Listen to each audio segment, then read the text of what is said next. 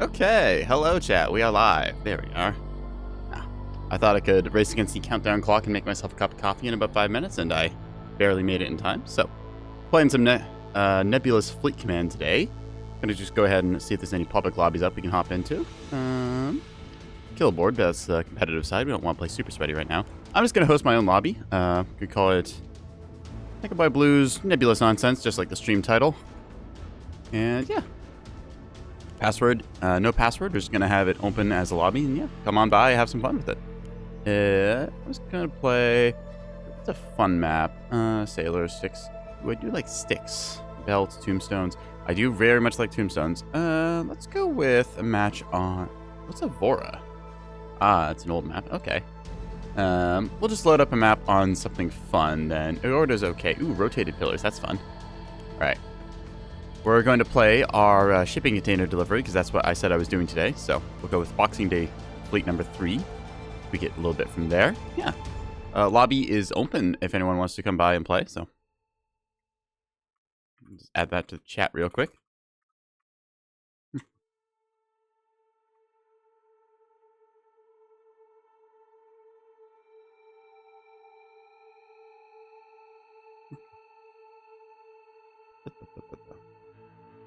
All right.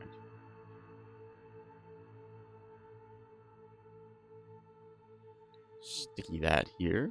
All right.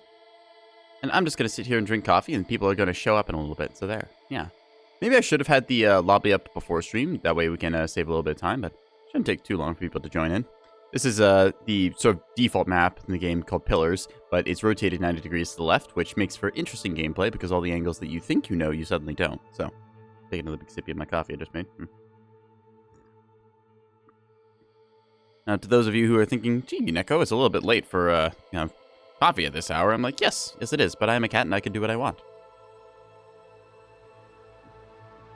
A delicious chocolate raspberry blend, apparently. I don't know how they do, like, a chocolate raspberry flavoring of the beans. I guess they must roast it with something or other, but either way, I'm enjoying it, so just gonna take a big slurp. Good thing about coffee mugs is that you can dramatically slurp while locking eyes with someone, and you just get the best judgmental expression, even though you don't have to say anything. It's very convenient. Ooh, and I also have Operations Burning Lands, which I might try out later if there's a lobby up. It's one of the newer mods, I think, and it's been pretty fun for the few games I've gotten to play with it. Take a look at our shipping container delivery system here. You might see this in the Twitter thumbnail. Anyways, I'm only running 2 banks of containers, going for the quality aspect instead of the quantity. I find that, well, I could probably get away with running a bunch of just, what are they? This is kind of the standard shipping container you'll see. It's a EO Seeker type, which is normally very expensive, but this shipping container halves the cost of the missile, so makes it much more affordable at 14 points. A very good missile. Normally you see these with like a decoy launcher because that just spoofs a lot of point defense and makes it so that the containers can get contact. You see these 2 types we have here. We got the box with EO Seeker and then the XL box. This one has cluster decoy, which is double the number of decoys. The regular decoy launcher costs 12 points and sheds 3 decoys, which is pretty good at spoofing point defense. The cluster decoy, on the other hand, is 30 points and shoots at 6 of them. It fires a decoy every half second, so you have to give it a little bit of time to spew out the decoys. It doesn't just shed everything at once, which would be kind of cool to see, but also a bit imbalanced. I'm drinking my coffee while it's still warm. Yeah, it's pretty standard in terms of container liner gaming. You just kind of hide in the back and you hope to never be seen. You are literally just a giant, like, shipping container boat, so that's kind of cool. These are, I forget what the exact scale of these are. I think these are like double the size of a normal sea can or so.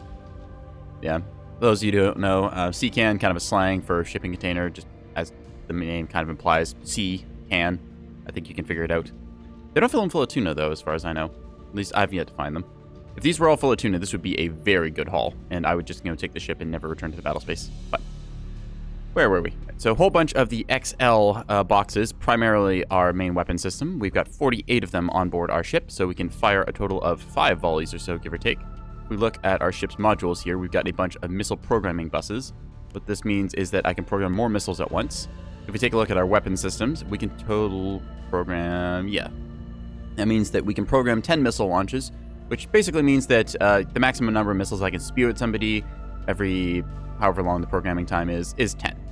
I could technically take out the radar in this thing and stick more programming channels to get an extra 2 missiles per volley, but the difference between 10 missiles hitting someone and 12 missiles hitting someone is not that big. Generally speaking, if 10 shipping containers hit somebody, they're gonna die. That's just the general rule of it, because each of these things is filled with a stupid amount of explosive. Like if we look at the damage here, this is a 8-to-6 ratio, which costs, what is that? Yeah, 3 points for the high explosive impact box here. There is almost 6,000 damage there. That is a lot, to say the least. Of course, this is then divided into the missile scatter rays. So when a missile hits, it shoots a whole bunch of little rays into a ship. So it's a bunch of tiny little lines of shrapnel almost. Each of them deals at most 50 damage. So just little missile mechanics. This means that certain ships, like the large alliance ships like the Battleship and the Axford, depending which modules you hit, you might not actually be able to break their minimum damage threshold. So if something has, say, a damage threshold of 40 and the hull has a 40% damage reduction, then if you don't exceed like 40 divided by 0.6, which is like I think it's like 62.5 or something. It's been a minute since I've done the math, but it means that certain vessels you just can't actually kill with missiles, but lighter stuff you can easily knock out. Also, lighter stuff tends to be a little bit lighter on the point defense, which is what a lot of our shipping container boxes are going after. We've got a couple of the sort of more default shipping container boxes. This is using active radar and passive wake validation.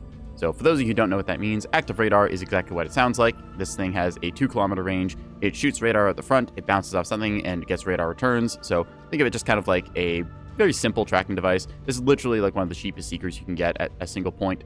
Costs half a point with the changes made because, shipping container half price.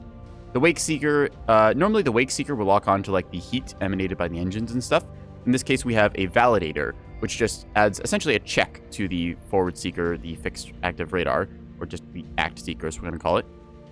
This check is basically a check just asking, hey, that target, is it hot? Yes or no? And if it is turning out to be like, yes, this thing is hot, it has engines, it's not just a cloud of chaff, then it will discriminate between the actual ship and the cloud of chaff that's just launched. So we've got it set to accept unvalidated targets, so there's a slight chance that it will be fooled by the chaff cloud, but given the two of them, it will most likely go after the ship that has its engines on and running and stuff. Yeah. A ship's wake signature lasts for a while, so after it's done moving, it'll still be hot for like, I don't know, about a minute or so.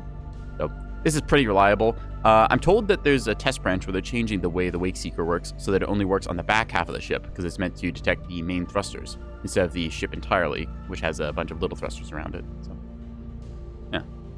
That's just a little trivia about this. So pretty standard box complement here. We just got enough of these to be a nuisance. We've got some of these smaller boxes, so they're a little more affordable. I wanted to fill out 2 container banks at least. We're kind of going for the luxury delivery where we've got 5 really good salvos of cluster deco EO, and yeah, those should be enough to take out most anything that's big on the map. My job is to mainly do my tonnage worth, so as long as I am killing like 3,000 points worth of stuff, which in this case would probably be like tanking a battleship and maybe an Axford or something else, then I've done my missile support job.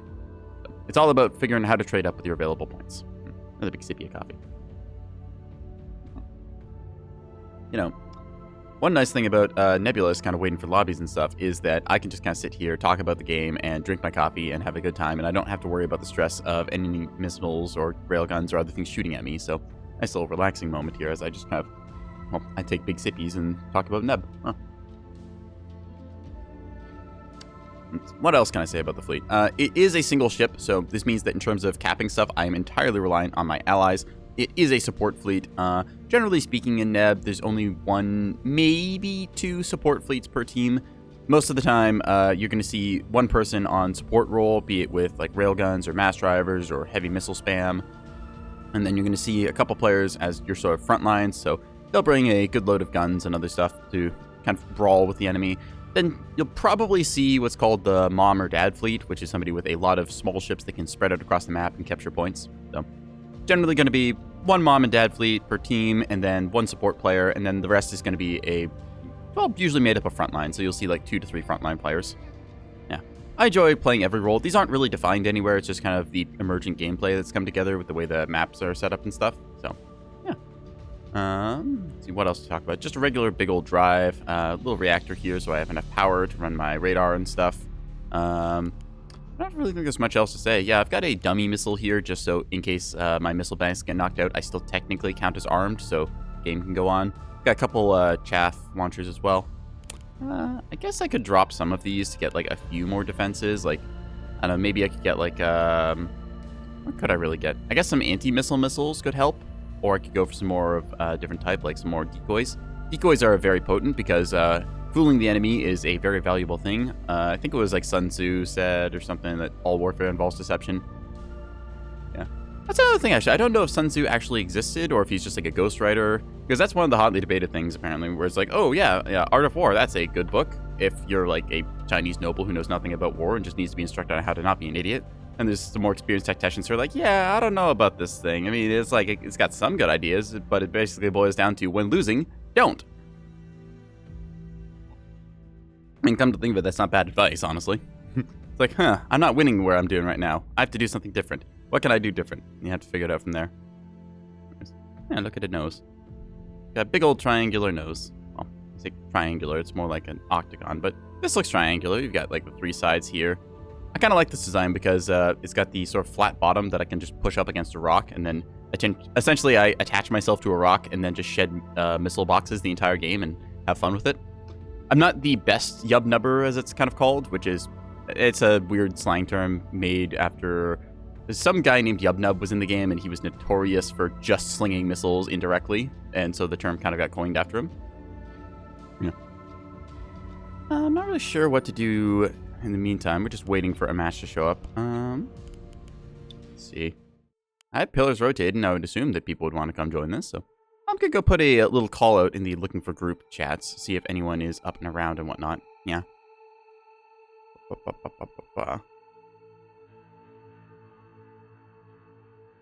All right. Let's see. Nebulous lobby. Is anyone else here?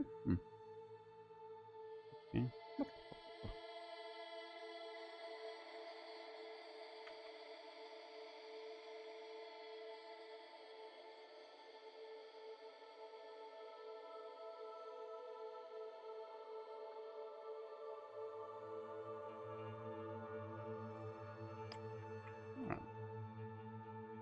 So, put out the great call into the various chats and stuff, so we'll see how it goes.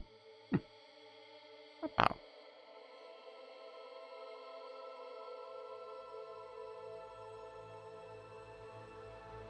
Sometimes you just have to wait a little bit. It's called Nebulous Lobby Command for a reason. Oh, hello, Marco. Good to see you again, Mr. Dancing Dinosaurs and whatnot. Yeah, we're playing Nebulous Lobby Command, where we're just waiting for a couple people to show up. I sent out the call on a couple servers, so yeah, everyone's just kind of logging in or getting home or kind of doing their thing end of the day. I'm just sipping my evening cup. Yes, evening cup of coffee. I can words. And if anyone in chat is here who was here last night and noticed that the stream abruptly cut off, yes, that was a surprise for me too. The stream cut off because my internet went out, and I still don't know why it happened. I just kind of looked, I was like, that's weird. Twitch appears to be bugging out or something, and OBS says it's disconnected. Why could that be? And then everything just went black. I'm like, okay, well, I guess my internet is out. Very wonderful, thank you.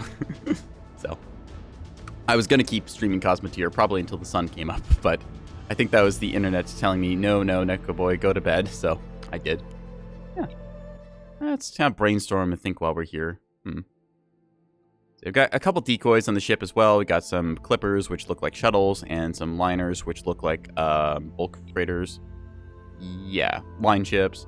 Technically, liner is slang for container liner, but they're kind of interchangeable. If it's a big ship, it's a big ship, and you shoot it either way. It was pretty late. Yeah, it was a little bit late. I mean, there was still people watching, right? So it can't be that late. Plus, time zones exist, which is a whole other...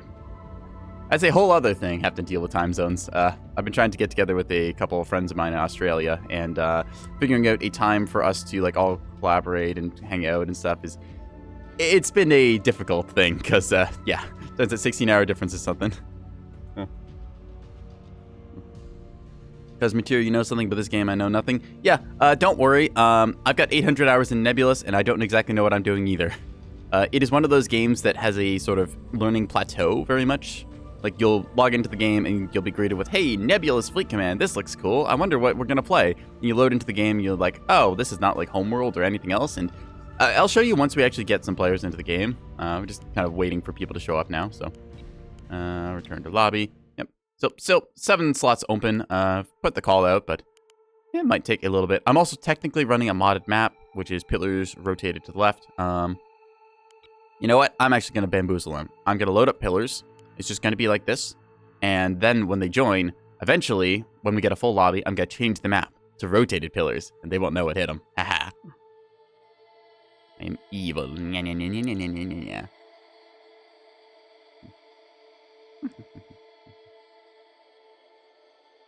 Let's see. Trying to find out if there's anyone else online. It seems like there's just a couple games going at the time, so...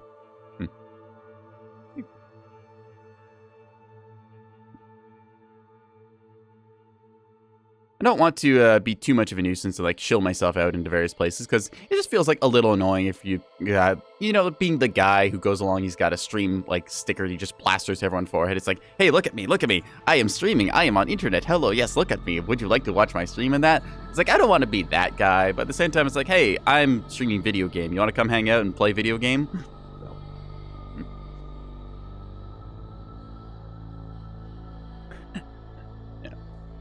Anyways, while we're waiting, let's just kind of brainstorm fleets and stuff. I want to play a container liner because container liners, they're not something I play the most. I prefer more for the frontline gun liner role.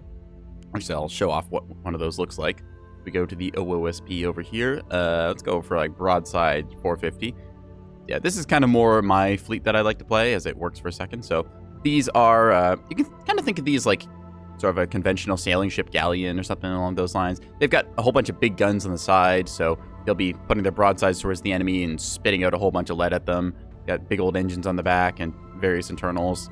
Just a collection of modules, like you got damage control centers, you got a reinforced command. So yeah, these are kind of my usual fleet that I like to play. I've got a special radar called a Bloodhound long-range track radar. So this thing is able to get really good tracks out to 14 kilometers, which is further than most of them. Yeah.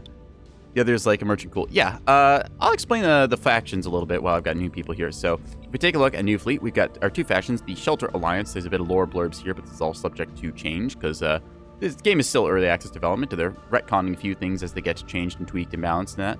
But basically, you've got the Shelter Alliance, which is a coalition of governments and stuff. And then you've got the Outlying Systems Protectorate, which is sort of the rebellion entity that split off because the ANS wasn't exactly doing their job and they decided they could do it better, so they formed their own protectorate and said, hey guys, we're going to do our stuff. Screw you. And then everyone proceeded to have a big old war. So it's kind of a civil war, it's kind of not. The two factions are unique. I'll show you the ANS. So see, the ANS here has a little frigate. This is just kind of one of the default ships it loads your fleet editor with, because if it didn't load a ship, it would crash. We learned that in early access times. If we go ahead and add new ships, we can see the ANS has a little collection of vessels here. They've got the humble little sprinter corvette, fast little attacker. This game requires a PC and not a potato. Okay, so Neb does chug at times, and it is good to have like a strong processor, but it's also early access and still being optimized for a bunch of it.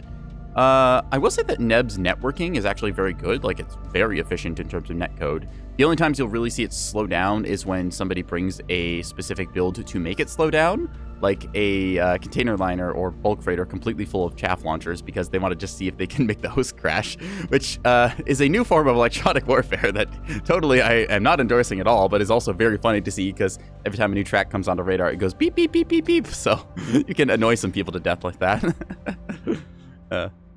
I'll see if I can't show that off in a bit, but anyways, I was talking about the Alliance ship, so we got the humble little sprinter corvette, good little flexible ship, small, but no, it's good enough at what it does. It's also very fast, which is important for the main mode of the game, which is not capture the flag. It's 5 control point. I think it's just called control.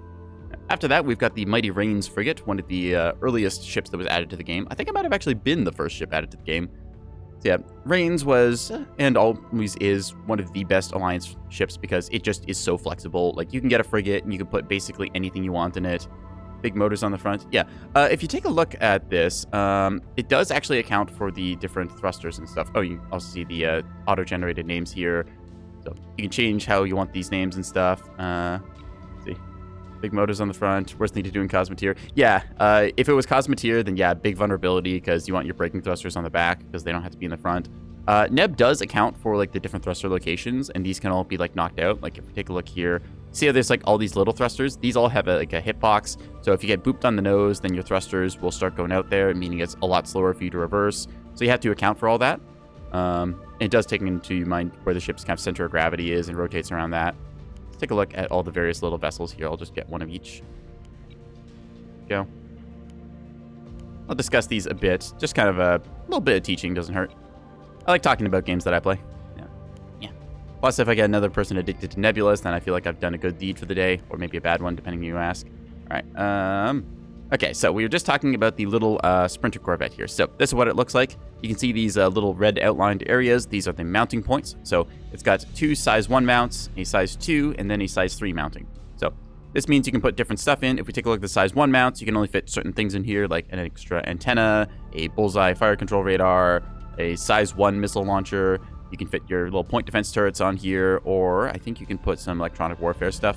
So that's the size 1 little mountings. You'll see those. On size 2, you can actually start to get some proper weapons, like we'll see our little 120mm cannons here, or the double-barreled variant if you wanted to go a little faster. Then on the size 3 mount, you get bigger guns. Like we can see, we now get the size 3 cannon here. Class 3, it's called. The Mark 64, it fires 250mm shells. So again, you have to balance like your different ships by deciding like, okay, do I want this thing to have like a sort of 250mm gun? Do I want it to have a 250 and a 120? Do I want to forego point defense to add just a bunch of electronic warfare? How do I want to decide to set this up? Then you have to think about the other modules, like, okay, what kind of radar do I want? Because we got like our 3 types of radar here. We got just the sort of default frontline radar, which is very cheap. We've got the parallax, which is expensive at 45 points, but you can also lock with this radar. It's also a lot healthier at 300 health versus the 200 of the frontline.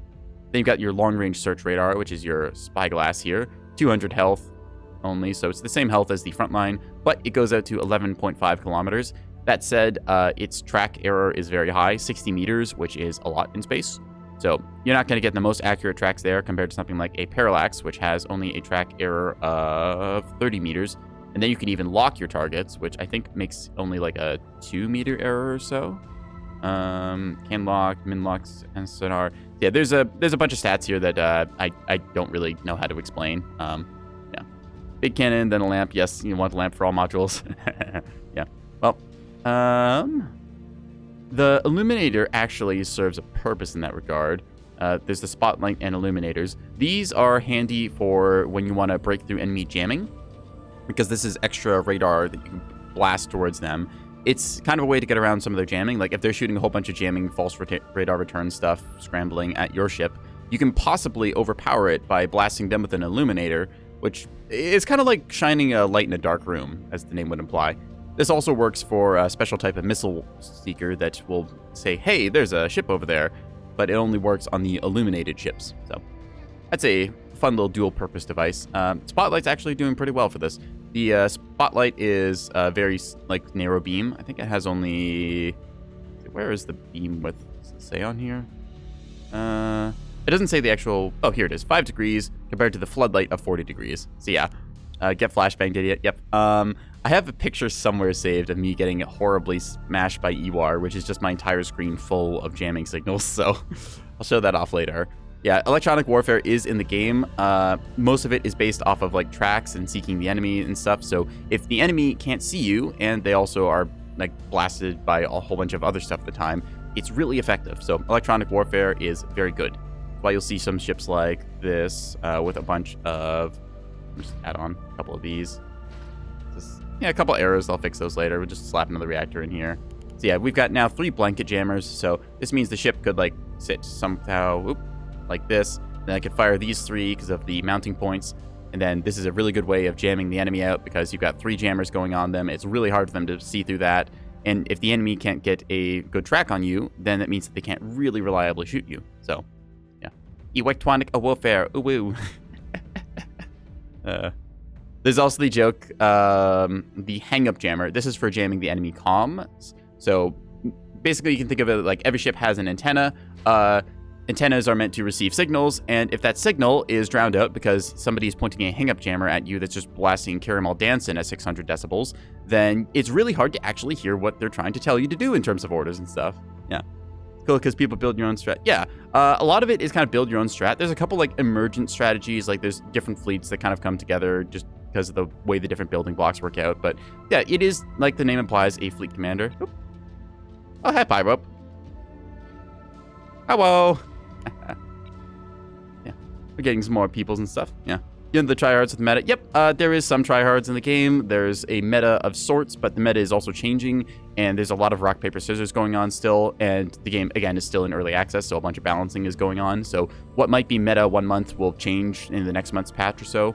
Patches happen fairly frequently, I want to say, but it's also been like a little bit since we got a update to Live Branch. There's a test branch currently with some very promising changes going on that I would very much like to see come to the live branch, so I don't have to keep swapping between the two of them. We were talking about something else. Right, we were talking about caramel dance and hang-up jammers and stuff. So yeah, electronic warfare, it's another avenue in the game. There's some people who are better at it than others. There's a bunch of math involved about how many jammers you need to silence the enemy versus how strong their radars are and how strong their comm system is. So it's all very cool and interesting, and a lot of it can be boiled down to just point the thing at them and shoot, which is nice, because it's only as complicated as you need it to be. Or as you care for it to be. There's some people who just say, screw electronic warfare, I don't want any of that, I just want more gun, which is, I mean, also valid, because if you think about it, right, I could get a hang-up jammer here, or I could mount a little 250mm gun. So, in the war between guy who has hang-up jammer and guy who has gun can actually kill you, versus guy who has hang-up jammer can annoy you. So, a little bit of a difference there. Yeah, it's all very give and take, deciding what you want to have in your fleet and how you want to roll with it. So we just covered the first two A&S ships. This is the Sprinter and the Rains class frigate. Then we'll get to the bigger boats here. We got the Mighty Destroyer. So the Destroyer is unique because it has a nose with a beam turret on it. Oop, why does it keep jumping back? Anyways, the Destroyer is the sort of, I feel like it's almost the most unique ship in the A&S arsenal, because it is the only one with a spinal turret. So the Destroyer is quite cool for that. You have to turn the entire ship to blast somebody, but I mean, if you've seen some of my streams in Cosmoteer or just played that game, you know that the beams are very good. Sadly, no focusing crystal to turn this thing around. So, but those come on the bigger ships. Anyways, we're going to beam turret. You can load these up with basically anything you want. Like these mounts here we showed off earlier. You can get like our 250mm gun. You can get a size 3 torpedo launcher. Ooh, canted variety, so you can tilt it forward too. Special torpedo turrets. You can get a size 2 missile bank. So there's a lot of options on how you customize your fleet. It's entirely up to what you want to bring and what you feel is the best investment of your points. Most of the time, games are played at 3,000 total points. This is just a good way of giving you enough points that you can get the stuff that you want, but not too much so that you still have to decide, okay, is it really worth putting like this module into this ship and then saving up like 5 more points because I need to just squeeze out like a little bit more to be on the point limit. So yeah, point limit, good system for a game. A couple things still need to be tweaked, obviously, because early access, in development, things are getting adjusted every time new patch goes live. So yeah. Still, it's very fun to play as is. Then we get to the light cruiser over here. I'm a little opinionated about this one because I struggle to make this thing work currently in the existing meta. I'm not saying that the Vauxhall is bad, but it's of my opinion that it's currently the weakest of all the Alliance hulls, just because of current meta regarding the 250mm guns and stuff. Also, the point defense turrets here. Have to try and do initial formations again. If we look here, right, see these side mounts? The problem with these side mounts is that while they cover the front of the ship very well, like you can get 1, 2, 3, 4 turrets all facing forwards, and that's great.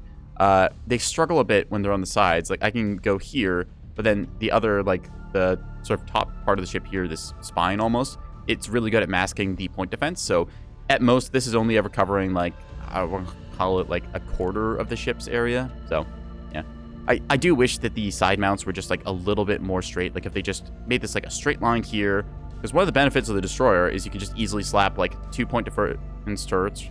Yes, point defense turrets. You just slap 2 point defense turrets on the top and bottom, and that covers both hemispheres. If you want to add more, you can put one on the left and right, and then you've got everywhere covered, so you can put like big flak guns on the side and little kinetic point defense guns on the top and bottom. That gives you good protections, but doing that with the light cruiser here is just a little bit difficult. Get somebody in. Oh, Pio will be back in a bit. Cool. Yeah. It's also just the hull itself. It's just got a bit of an awkward place right now where it's supposed to be really good at bringing like 5 of the 250mm guns. Just show off what that looks like for a second. Yeah. 4, and 5. It's supposed to be really good at doing a build like this, where you get 5 of the 250mm guns, you face your nose towards the enemy, so you get this really tiny target profile that's hard to hit, and then you're really agile and able to move around a bunch. But the problem is that some of the ships that's supposed to be fighting in that case are just, well, about the same size, and they hit a little bit harder. It's kind of a struggle, really, playing light cruisers right now, because the guns, they just don't seem to quite do enough, and they're just in this weird spot where it's like every matchup you feel like you're at a slight disadvantage, but that's getting changed soon enough because Tug Swarm is getting nerfed, which is the primary counter to light cruisers, it feels, at the moment. So, yeah. That's good to see anyway. So, yeah, development, improvements are happening. Looking forward to it. Enough about the light cruiser anyways. It's also able to be run as a missile ship, although most people don't do that anymore. You might see a video from like a year or so ago where the meta was having a light cruiser just completely full of missile banks. Actually, it might have been more than a year ago before. This was pre-missile update, which was like 2 big patches ago. There's a couple small patches that come out every now and then, which are mostly bug fixes, but still early access improvements. Yeah. Light cruisers, I do really like these things, but I just think that they need a little bit of buffage. But they'll get that soon. Anyways, on to one of my favorite hulls now, the mighty Axford Heavy Cruiser. Let's go and look at it. So, the Hook of Terrajo. I'm gonna call it the Hook of Terror. Yeah, this thing is a big, bulky, beefy monster. It just looks like it is a lunk of metal, and it is. It has very heavy armor. Same idea as the light cruiser. You just point the nose towards the enemy. You've got a very thin target profile. You just put a big gun on top and a big gun on bottom, and then you just roll with that. So, in this case, we're gonna put on a big old 450mm gun, the biggest that we can really bring. And on the bottom, we can bring something spicy, like, say, a beam turret. So again, for those of you who are coming here from the Cosmeteer stream last night, we do have big gun. This is kind of like the deck cannons in that game. But we also have beams. Yes, it's exactly what you think. It is a beam turret. This thing can rotate and cook pretty much anything in its way. Don't get within 5 kilometers of a beam turreted ship, because they will look at you and turn you into rotisserie chicken. Then you will be delicious num-nums. Yeah. I quite like running Axfords just facing towards the enemy. I've got the ability to send, I think it's 5 barrels at them? Yeah, 5 barrels. You can just set up a ship like this and then just fill out the rest of it. The back slot can be missile launchers, or you can put a smaller gun there or something else of your choice. Point defense is also good. Side turrets, very much going to be point defense. Same with these little smaller mounts there, although you can put some secondary stuff on them. Yeah, I like Axfords a lot. Axfords, good. They also have the unique hull modifier, which makes them better at repairing. I don't know if I can show that anywhere. Yeah, here it is. So, missile programming channels, so they can fire some extra missiles. And their max repair is 15%. Normally, you can only repair a module up to like 10%. Oh, check your DMs. Oh, what do we got now? Hang on a second. Yeah. Oh, okay.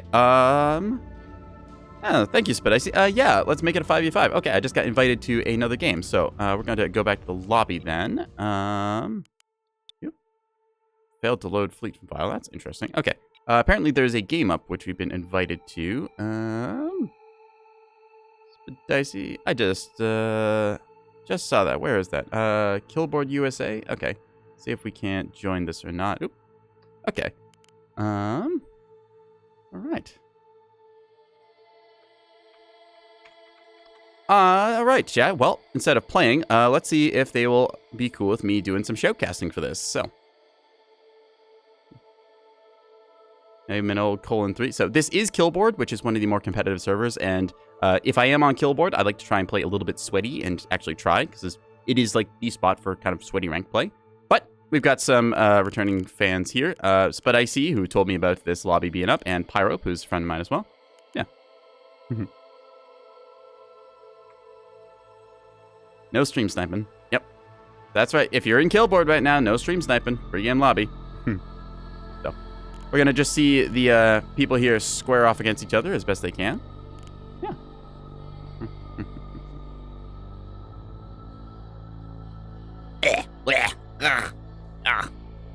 I took it. I sipped the last of my coffee and it was ice cold. Okay, don't do that, chat. Okay, yep. You're free to watch the VOD afterwards. I just ask people not to stream snipe because that's poor sportsmanship and it doesn't make you better as a player, but...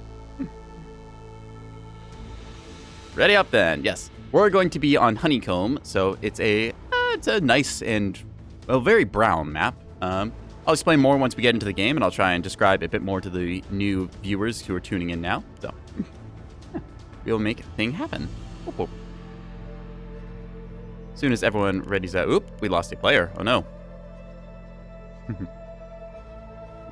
Well, I'm sure we'll get another player in fairly shortly. It is a 10-player lobby in that, so gonna be interesting. Yeah. I suppose I could hop into ANS side, I think.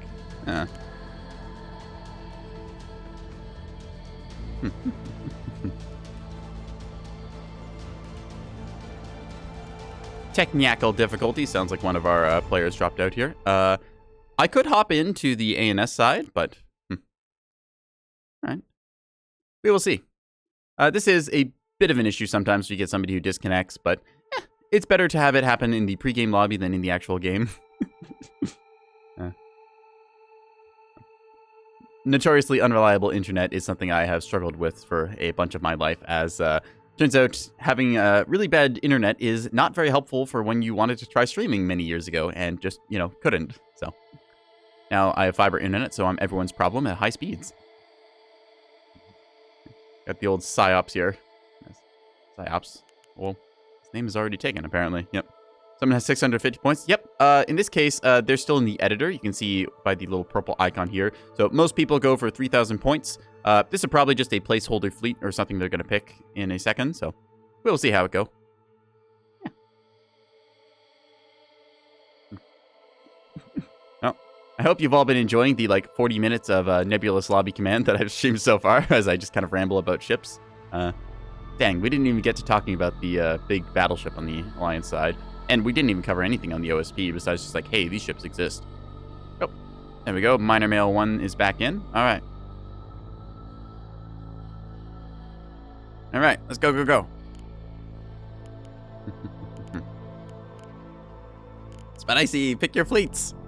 Yeah. Nebulabi, fleet command. All right.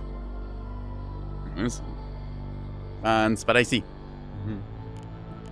I'm going to send you back a ping. Ready up! Go, go, go, go, go, go! Yep. They're still short a few points, but that's A-okay. You don't have to have all of your points filled out. That said, being short 42 points, that is a little bit. Normally you see some people who are short just I don't know, 4 or 5 points or so, and it's not a huge deal, but yeah. As long as you feel like you have spent enough of your points and that you've got everything that you think you need to win, or at least do your best in the game, then it's good. Uh-oh. Internet can't handle the game. I will say that Nebulous is very light on the networking side of it, so as long as your internet doesn't just completely cut out, then it's generally pretty light load.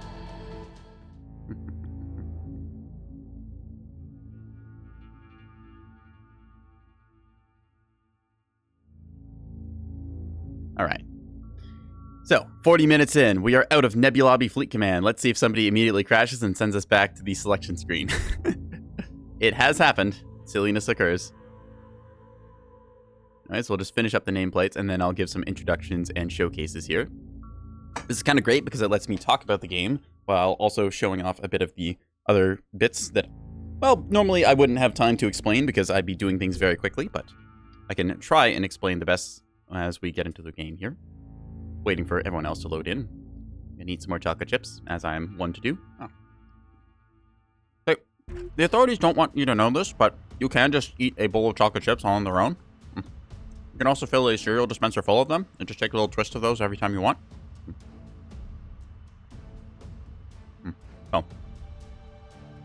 Yeah. So, what you can't see right now is the circle of deployment. So, each side here has a circle. You can see them kind of deploying on the edges of that circle. This is the angles which you're allowed to send your ships into. So you can't just drop on the very top of the map or the very bottom. You have to deploy on your relative side. In this case, you can kind of get the illusion of the edges of the circle where they're deploying. You can see the various different fleets here. We've got the Ruby fleet led by Pyrope, HRE fleet, and the CSF. I think CSF is Spadici. HRE, I want to say that's the Holy Roman Empire, but I don't know who that's by. They're going to add a thing eventually, which has the fleet prefixes up here. I think that's coming in the next patch, but we can see the OSP faction on this side here in the orange, and in the blue trunks, we've got the ANS coming in with their various forces. So you can see a couple of their ships deploying with some escorts, others just deploying solo. Yeah. 54, 53. Since both sides have committed at least one of their ships now, the timer starts ticking down as people are ready up. So the goal is going to be to capture enough control points so that you get 1,000 points before the enemy team does. I believe control points tick every 5 or 10 seconds. And you get, I think it's 2 points per cap. So you can win the game even if you are mostly destroyed and the enemy still has a whole lot more ships. As long as you just get those points first, you are the victor. So part of it is knocking out the enemy fleet. Part of it is going for map control. Has to keep you kind of mobile. You see we got essentially 2 natural points. So for the blue team over here, we have A point, which is kind of their natural cap. It's the closest to their deployment. And then same for the orange team here, we have point B. On the sides of the map, we have the E points, which are able to be contested by kind of the wide flankers. And then up high, we have the good old brawl point for C. There is a time limit. Usually there is a time limit of 1 hour. Most of the time, that time limit is not reached because usually people are actually on the game. We see the little Pyrope ruby emblem coming in here as Princess Candycorn deploys. This is a little scout ship. It's got a early warning radar on the bottom, which is a very wide sweeping long-range radar. And then it's got a long-range track radar, the Bloodhound on the front. So this is a little two-factor ship. Basically, you can, if we look into tactical view, so this shows the predicted paths of everything as the game quickly calculates how much they've decelerated. Spectator mode does this occasionally, but so with that ship, the Candycorn, the idea is that you use your search radar here to spot the enemy ships at long distance, and then your little narrow sort of, think of it like a telescope almost radar, is able to lock onto them and get a good view. All right.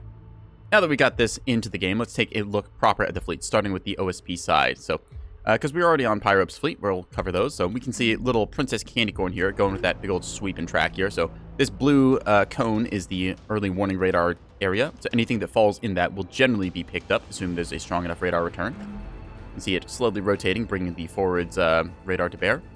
Going along with it, we see a mass driver ship here. So instead of the long-range radar, we've got a big old mass driver launcher. So this is just a great way of doing long-range fire support out to like 21 kilometers or so, which is very long range. Most ships in the game, like, they do not have a range anywhere close to that. Rail and mass driver ranges are essentially yes. So, see a little support fleet there. Next, we've got the mighty Royal Pumpkin here, which is a combination of missiles and 450mm guns. So, nice direct fire and some indirect support with the missile launchers, able to get a good size volley into the things there. Then lastly, rounding out her fleet, we've got these cute little, sort of just a skirmisher. It's just got a point defense turret on top to shoot down some missiles, and little T-20, which are 100mm guns to peck away at light ships. Anyways, let's take a look at what else we got. So Communist Toast. Coming in here, they got a couple decoys onto their ship here with these big old containers. And then looks like 1, 2, 3, 4 size 2 launchers. So similar idea. Got a bunch of support assets here that they can just fire indirectly. Backing it up, they've got a little tug here. So little tug gaming. They've got a mine layer on the bottom and some little point defense turrets and fire control radars. A 250mm gun on the front. Little T-20 on top. So yeah, nice little ship. Good skirmisher. I think we got, yep, just another one of the same design here, although missing the fire control radar to save points. You only need one. And finally, just a little cap shuttle skirmisher like we saw before. As for Meanie over here, we got, yep, this looks like a electronic warfare. The tug is a very versatile hull, so it's quite good. You can see it firing off some missiles now. Those are going after our first target here, which is a little Corvette going for the D point. Let's take a look here. It can land. It has feet. Yes, the tug has feetsies. It is, as the name implies, a tug. We're seeing some 250 fire coming off of Spadice's tugs here. Missiles coming in as the point defense starts firing, try to shoot those down. Probably not going to get them all. Ooh, it's close. Ooh, yep, one big hit there. So we see the enemy... I say enemy, but we see the enemy missile there, in their regards, took a big old hit to the front. Everything is turning bright yellow here as we see the various compartments get knocked out and turn gray. So the berthing is sadly done for. The beds are no more. Rapid locker is rapidly going down. Yeah. Good early aggressive engagement there. Let's take a look across the rest of the battle space and see what's up. So we'll go to our tactical mode view here. So we can see a little bit of a brawl happening on the C point. Same idea here. I'll have to go through the fleets very quickly as we get them. It's taking a little too long to explain the various ships. So anyways, Spadice has... Let's see. We were looking at Meanie. Yep, Meanie has 250mm guns on this. Good ship. We got a bunch of 250 on this. So, yep, pair of 250 liners and a couple just little small tugs going around the place doing their stuff. Early warning radar as well for scouting. We already covered pyropes, but see down here, this is a Ocello, which is a old outdated ANS ship. They have quickly refitted into service. So it's got some nice point defense and ANS equipment. This is the only ship in the game that can use both ANS and OSP equipment. So nice little hybrid there. And Spidicy has just brought, looks like, yep, just a couple of tug skirmishers. So skirmish tugs, very good at what they do. Anyways, that's going to be the OSP side covered as they're firing at various ships. So the ANS, as we covered before, yep, they have a couple of little sprinters. This one is equipped with a double-barreled 120mm gun, and you can see it right now firing off some torpedoes. Those torpedoes getting shot at by the point defense turret here, although it's firing directly into him. Wham! So yeah, that just took out like the entire front half of the ship. The missile launcher and the cannon are no more, so they'll have to be restored. Yeah, torpedoes do not mess around, kids. Big space torpedo, go bang. Anyways, as Torpulous Gaming is going on there, let's take a look around the rest of the map. So you can see a couple of ships here biting the dust on the C point. It's currently resting neutral. We're seeing fights across the battle space for the E and the D point, so good skirmishing on both sides. Let's take a look through the various fleets. So we see here a pair of Axford heavy cruisers. This is a fleet that I like running. 2 Axfords is very good. See a bunch of the big 450mm barrels here. Very good at just bringing the pain against a lot of targets. You can see they've got some good point defense in the Aurora laser turret and the Stonewall flat guns. So these looking to put their broadsides to somebody and send 7 barrels of 450mm love at someone. Gonna take a look at what else we got here. So we have a little, probably just a scouting frigate. Yep, it's got a Pinard module on the bottom, which lets you see enemy radar signatures. So good for getting some intel. Commanding the fleet, we have a, we got a pair of Axford. No, not a pair of Axfords. We have a Axford here, the 450mm like we saw before. Good little flak and direct kinetic 20mm gun combos. And a big old battleship. So this is the big boat we didn't get to show before. You can see a whole lot of the 450 coming to bear here. So this group here, very strong task force grouping together. They've got a couple of corvettes to act as just screens. So if anything tries to get close, they can easily use their flak guns, illuminators, and missiles to take down stuff there and then split off to be cappers. This one using its little illuminator right now to illuminate the enemy fleet and get us good blocks. So yeah, battleships, they don't play around, and they are going in for some heavy skirmish action here. So probably going to see ANS taking the C point shortly, since the fleet here, I don't think they have anything to hold up to this much tonnage. We also see one of the light cruisers here with the 250 guns, like I described before. It's got a golf ball jammer on the back, which interrupts enemy command signals. So it's very good for jamming command-guided missiles, which you sometimes see. All right, what did we not cover on this team? We covered the battleship, its little escorts. We covered the ships here. We had, salty Overwatch fans fleet. So you see another 250mm cruiser going around doing its thing, shooting its little 250 rounds at small targets. Very good.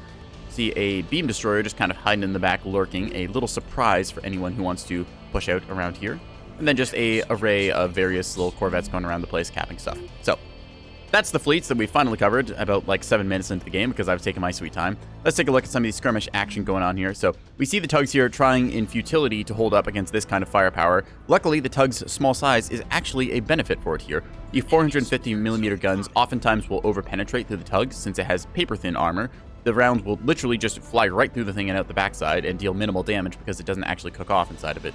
That said, if you do get a good direct hit, you can see here, if you hit center mass, then you can actually detonate the round, although it is less effective to use the big guns. It's also a bit of inaccuracy to the 450 because big gun trying to shoot at small ship is a little bit difficult. That said, we're just watching as the battleship and the Axford are just absolutely tanking this thing. So it probably will not be long for the world. You can already see a couple knocked out ships here in the gray, and the various conditions applied to them in sort of coloration here. So this one, the tug here, heavily damaged, but it's just kind of hugging a rock right now, trying to keep itself as attached there as possible so it doesn't get seen. Yeah, take a look. Yeah, this one, not long for the world either. Let's take a little look around the battle space again. So we can see escape pods coming out here from various ships. They're marked in orange for the OSP side. So yeah, these tugs unfortunately bit it to torpedoes on the E point. So 1 point going to the ANS side. The A point as well, their natural cap. Currently, OSP is in the lead by a 3 to 2 point lead, so we can see some crossfire going across here. So the Royal Pumpkin with its 450mm guns doing what it can to fire on that kind of large sort of ANS task force up here. Let me see, what's the key to cycle again? There we go. Let's get some cinematic shots. So you can see here the rounds eventually going to come out of the ship here. They're currently reloading, but that is not a problem for the ANS side as they are spewing nonstop fire towards that ship. See a mass driver round zinging by, actually impacting into the battleship here, so a little bit of damage there. You can see the space oil cloud of the destroyed ships. Yeah. ANS decisively taking the C point with its available tonnage. These ships, again, yeah, not much really left here. CIC is about to be knocked out, so this ship is going to be out of the fight any moment now. Once it is knocked out, it is not able to contest the cap anymore. There we go. It's just been grayed out. So 30 seconds from now, the ship is going to launch its life pods. It already is signaled as dead because you can see the space oil come out, which is the telltale sign that the thing is no longer in the fight. So yeah, super heavy ANS push coming up here. Pair of Axfords joining the major task force here. ANS dominating the top side of the map, but they are ceding the lower halves as well, as we see a bunch of the OSP faction grouping up around the D side, probably going to come around for a nasty flank and try to catch them in a bit of crossfire. ANS ships are very good from the bow on, as we see the Might battleship here. Most of its long-range guns are forward-facing, so it can just present this thin target profile. However, from the side, much bigger target, also much thinner armor. Triangles apply, people. So anyone who's played War Thunder or a tank game or knows anything about the way that sloping armor works will know that when you have sloped armor, it is more effective because it is much thicker. The battleship has like 56 centimeters of armor, which is a lot. And then when you slope that, it's very hard to get through. We'll see a bunch of AP rounds hitting here, most of them not even penetrating because of the slope of the armor. So it is possible to get through, but you have to soften up the armor a lot with a lot of shots. Seeing Pyrope's ship here trying to do its best, firing off of its cannon volleys as much as it can. A battleship is a battleship, though, and they can take a massive pounding. See it splitting fire here as the belly gun is still trying to peck away at the little shuttles and other vessels here that are annoying. Yeah. ANS taking a bit of a lead now as the caps have been reversed. It is now 3-2 in favor of the ANS, and they're catching up 140 points to 188 as we are 10 minutes or so into the game. Let's take a look around. So you can see a little support liner here just kind of trying to do its stuff, taking some fire from above as it has unfortunately been seen by that pair of Axfords and needs to not be here because that is a lot of firepower that it does not want to be in the presence of. Bulk freighters are tough, but they're not able to stand up to double Axfords for very long, not with a direct fire and no retaliation. I need to take a sip of water. Hang on, chat.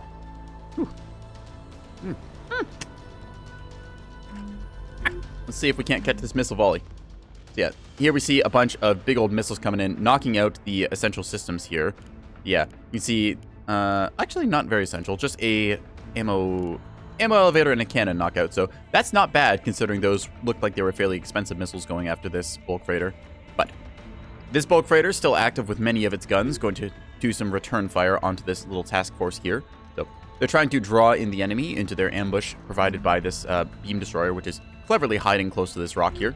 So we'll see if the OSP takes the bait and pushes towards them. OSP does need a cap, and since the A point up top is the C point rather up top is decidedly in ANS hands, it probably won't be that. You can see over here, yep, this bulk freighter continuing to take long-range fire from the pair of Axfords up top. From what is that? Minor Mail? Yeah, Minor Mail sending a bunch of rain onto this bulk freighter. So you see a lot of its systems knocked out. Double sun drive, making the ship go very fast, although these are very fragile, as we're seeing here. Yep, whole bunch of stuff getting knocked out. So this ship probably not long for this world. I wouldn't be surprised if the next volley or two will actually take it out of the fight completely for good. So yeah, unfortunate to have this be seen. It is meant to be indirect fire support, but hey, you can't always hide. Sometimes you have to be aggressive and move up around the map.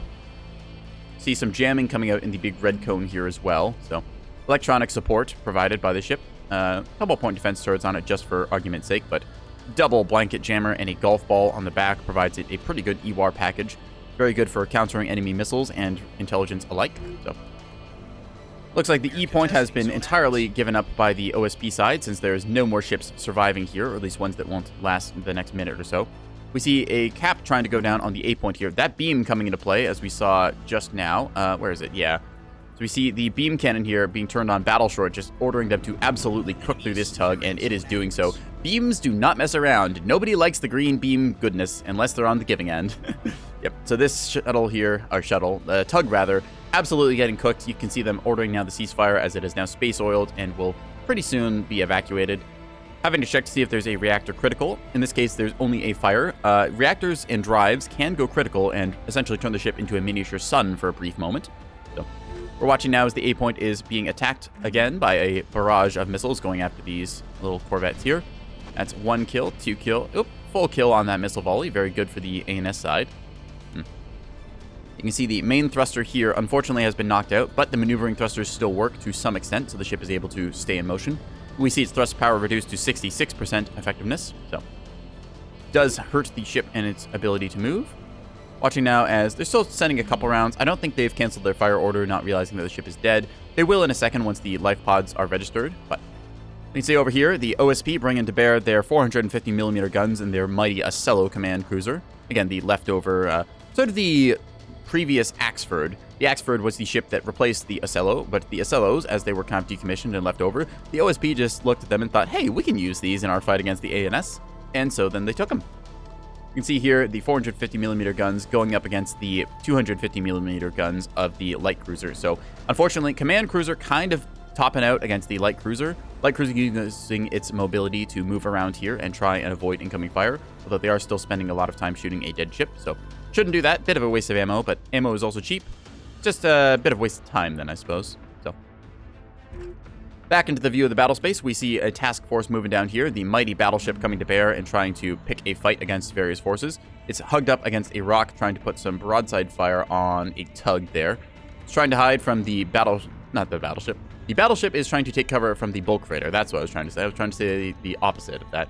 The bulk freighter's 450 guns firing at long range here. Some of them hitting the rock, a couple of them trying to get a good bonk into the backside of the battleship here, hoping to hit the engines and disable it. Yeah. Communist fleet is gone. Ooh, yes, that is true. Communist Toast is out of the game. I did not realize that was their last ship. So, yep, one side is unfortunately down about 3,000 points now or so, but they might have gotten their value back. So we see a couple of ships knocked out on the ANS side. Now remember, just because you're down on points does not mean that the game is over and done and dealt with yet. We still see we got our support fleet back here, just the little pair of feeders trying to provide what fire support they can in long-range lock. If you're outside of electronic warfare range, then you cannot be jammed, which is very important. The ANS's blanket jammer only goes out to 10 kilometers, versus the long-range radars here can go to like 14. So, outranging your enemy is an important asset. We see the OSP moving around the map, trying to still contain the ANS from pushing onto the D point, although ANS is currently in the lead, so initiative will fall to the OSP, having to make a push somewhere. You see them trying to reposition and decide what angle they want to take a fight on. After learning there was a beam destroyer here, they decided not to push towards the, I believe it's A point again. Yes, just a little obscured by the dead ship. So, ANS in a bit of a commanding position. Ad breaks. No, I don't want to do ads right now. Snooze, chat. No. Ah, dang it. Curse you, ad break, and inopportune moments. I'm wondering why Twitch didn't give me a warning. Normally they do. Okay. Well, let's hope that's just 30 seconds of ad for y'all. Anyways, we see a couple of ships here just trying to move about. 250mm guns trying to get in range, although unfortunately being jammed. Nothing they can really do about that. If you can't see your target, you can't shoot them, so they'll have to just try and disengage and find some cover. Game looking fairly favored for the Alliance at the moment, but that can turn around at a moment's notice. We're seeing the Axford pair here getting engaged by the Ocello. 2 versus 1 fight, so not something you really want to be taking, but sometimes you have to take suboptimal fights to win the game. So, see a couple of missiles being fired out here, trying to engage on some of these smaller ships. ANS has point defense, though, so let's see if they can make it. 2 missiles shot down, so mighty sprinters going forwards, although a volley being fired towards it. We see the 450 AP rounds missing the majority of the ship, because, again, small target and long range does not lead to good hits. A couple rounds going through, but, again, we see the 450 AP round just over-penetrating the ship completely, dealing no damage. Like, literally, this thing just went right through it, didn't even scratch the paint. Like, 1% damage, that's nothing. Right. Let's take a look on the battle space. There's surely something I'm missing that I've just completely forgotten to mention. Let's take a look down here. So, Salty Overwatch's fleet here. We got a light cruiser trying to peck away at the other tug, which is trying to make its way down to the A point. OSP kind of feeling the noose being tightened around them as the ANS is coming around the rock from both sides here. A couple of the sort of light ships moving around this close side, trying to occupy their fleet. The B point being capped here as we watch one of the ANS's little corvettes going at it. So the ANS ship here, unfortunately, lost its microreactor, so the only power is provided by the drive. A reinforced drive, no less, so they're investing a little bit in that. Their launcher is unfortunately dead, but also out of ammo, and so is their gun. So this ship, not long for the world, but is still alive enough to capture the B point, giving the ANS a more commanding leading position. Spadaci is in for a rough time. Yep, Spadaci's largely down to a cruiser here only, and they're unfortunately getting picked apart by 2 fleets. We saw the Axfords here as they just dip behind cover, not able to get a firing solution anymore. But I see trying to use electronic warfare to jam the enemy lock on them so that they don't get hit. Unfortunately, they have a fire control lock, which is very hard to break. So we're going to see this battleship here really delivering some juicy shots in a second. Oop, a little bit of a boopage there as the ships bump into each other. So not the ideal angle that you want to be taking a fight at. You can see our OSP team just taking the cover that they can here, trying to hold on to their points. So they have held on to. I cannot words today, chat. English is not that hard to do good, right? But apparently I am not smart. Well, anyone could have told you that. All right. ANS largely dominating this side of the map. We will probably see a tug or something try to sneak around to the E point and get a back cap. Although for the moment, we're just watching the OSP kind of losing their hold on the game. There's various things they can do to get back into the game, but it is very hard with the commanding position the ANS currently has. Initiative does fall to them, so they'll have to come up with something pretty soon. Watching as the B point is now captured. You can see the little tug here that could coming in to engage on that ship. Unfortunately, the Money and Sir does not have anything to fight back, so this tug likely going to get a kill here and then capture the point. It does not have to actually kill the ship. Oop, Clint Eastwood missile. That's an interesting name. So, seeing here, boop. Yep, devastating critical hit on that. That ship is done and out of the fight. So, an unfortunate end to it, but this will allow the OSP to regain one of the points and then hopefully take the initiative once more and capture another point. It is difficult, though, with the current positioning of things. I wouldn't be surprised if they try going for a cap up top on the C point. We're seeing over here the 250 bulk freighters, unfortunately doing bulk freighter things where they are pointing the complete wrong direction to try and engage into combat. Bulk freighters are, well, they're very good when they work. I have struggled a lot getting my bulk freighters to actually align onto target and shoot what I want them to. Because, as you see here, the bulk freighters choosing to roll instead of actually fire at their target. They're probably losing their firing order because the jamming here is drowning out their target. So they just decide, hey, we're just going to roll and point our thrusters around. That will be a good thing, right? See some nasty combat damage being applied here. Although, it's not the worst damage, actually. I think those were from the missile strike that were largely neglected or negated. Wow, I really cannot words today, can I, chat? I have many thoughts and all of them are wrong, but electronic warfare war going on here, so we see Spud Icy jamming them, and then over here, we've got Salty Overwatch Fan jamming back.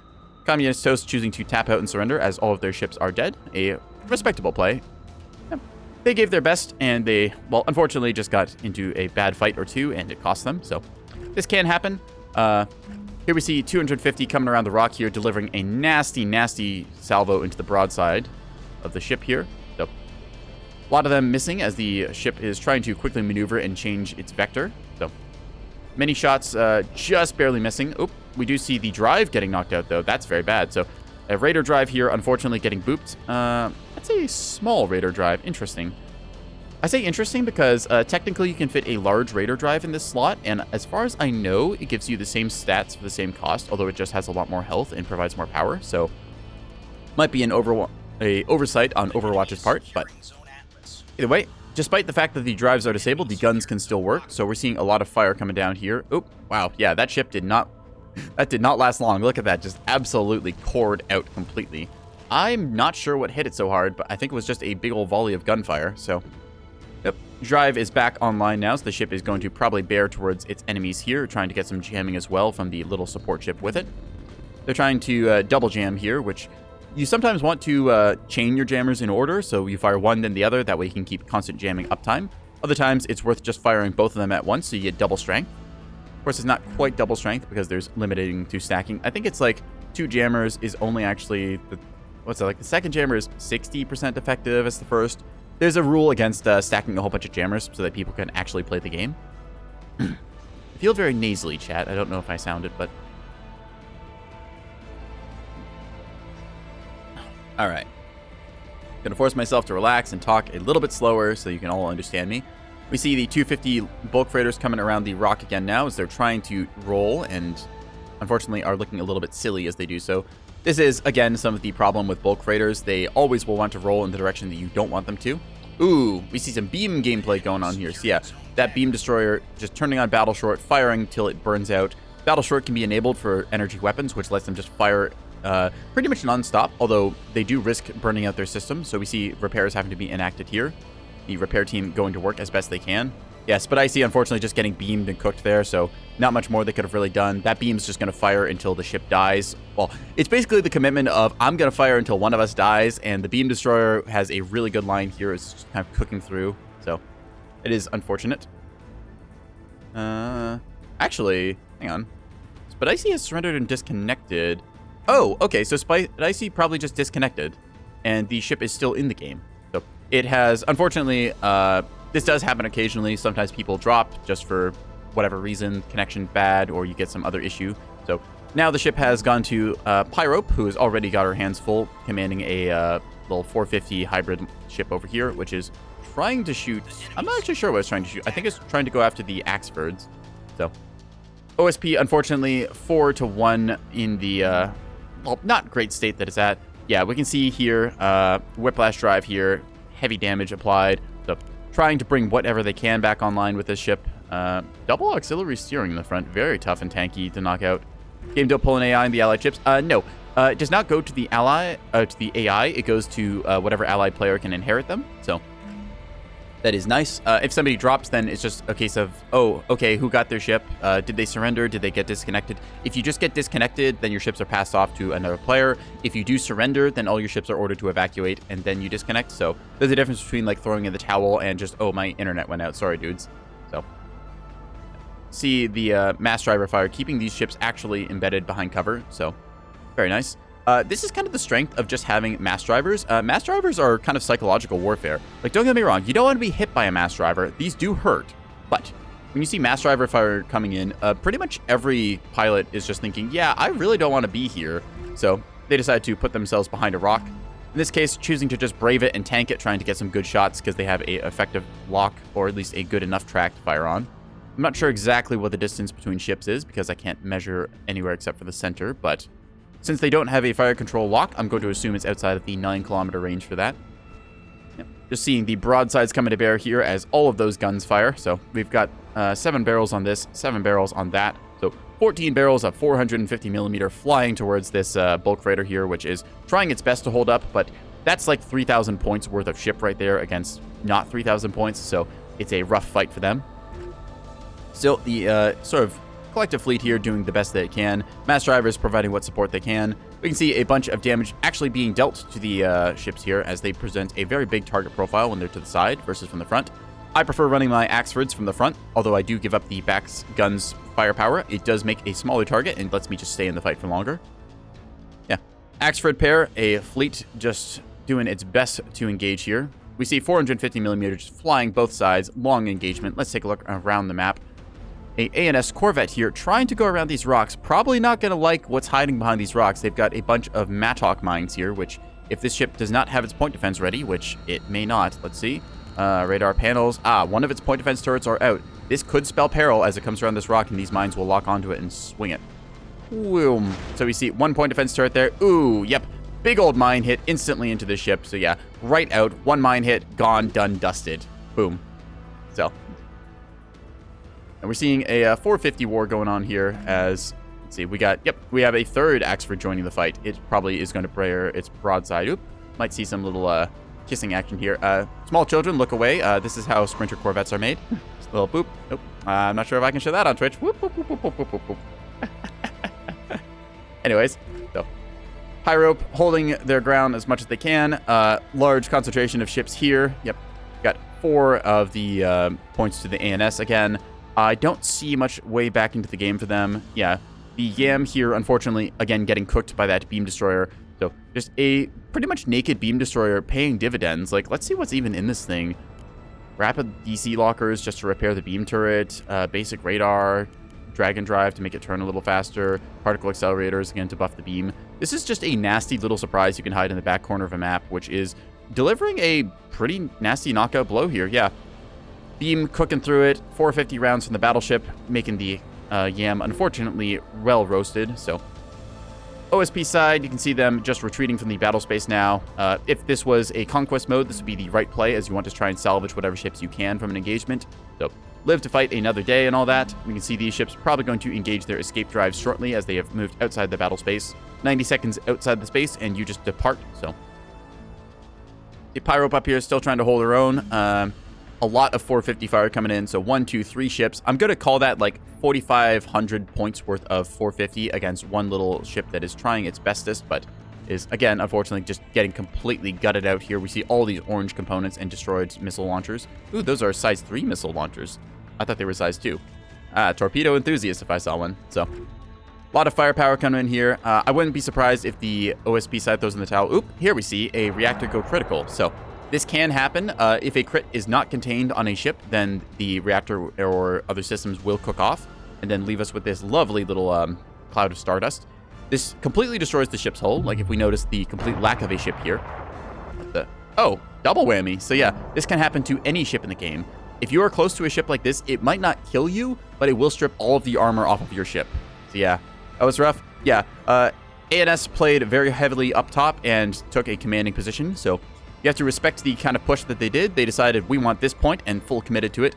OSP had opportunities to take the lead back, although they left some nasty surprises in the back and a very good showing from I think it was just a single corvette taking out 2 tugs over here with good torpedo play. So a bit rough for the OSP side, but still a good fight overall from them. They put in the best effort they could with the circumstance.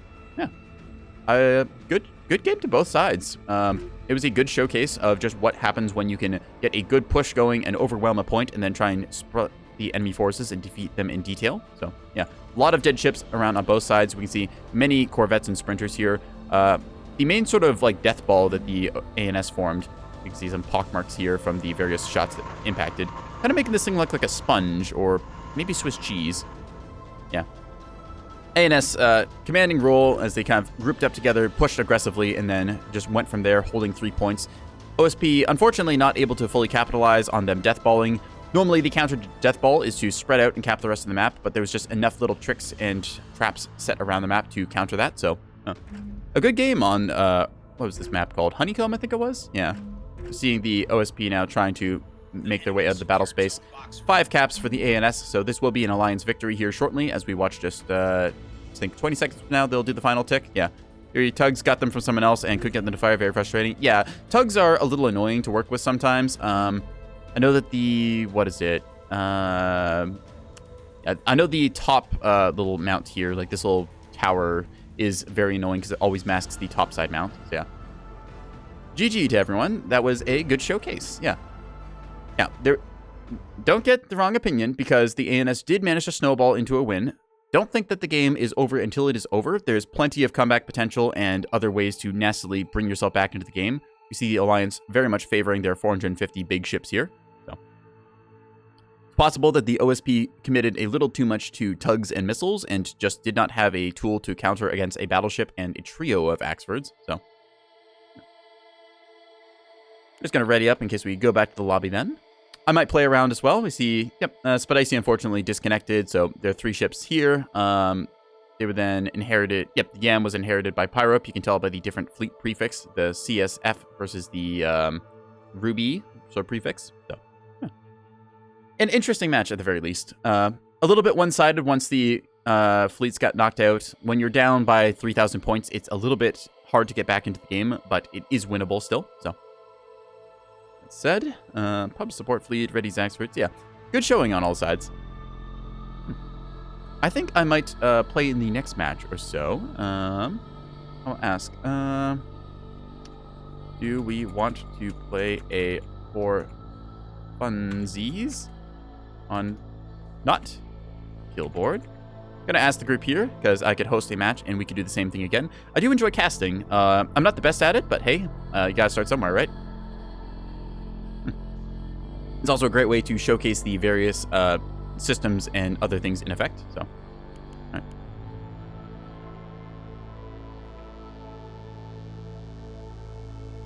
right. Actually, since most people are staying on here, we'll just ready up and continue streaming on Killboard. So, can showcase some of the fun gameplay that is Nebulous. Yeah, I might even jump in this round because I mean I've done one casted game. You've kind of gotten a sense what it looks like from spectator, but. Ambivalent. I don't know what that word means. Chat, please explain. I am stupid.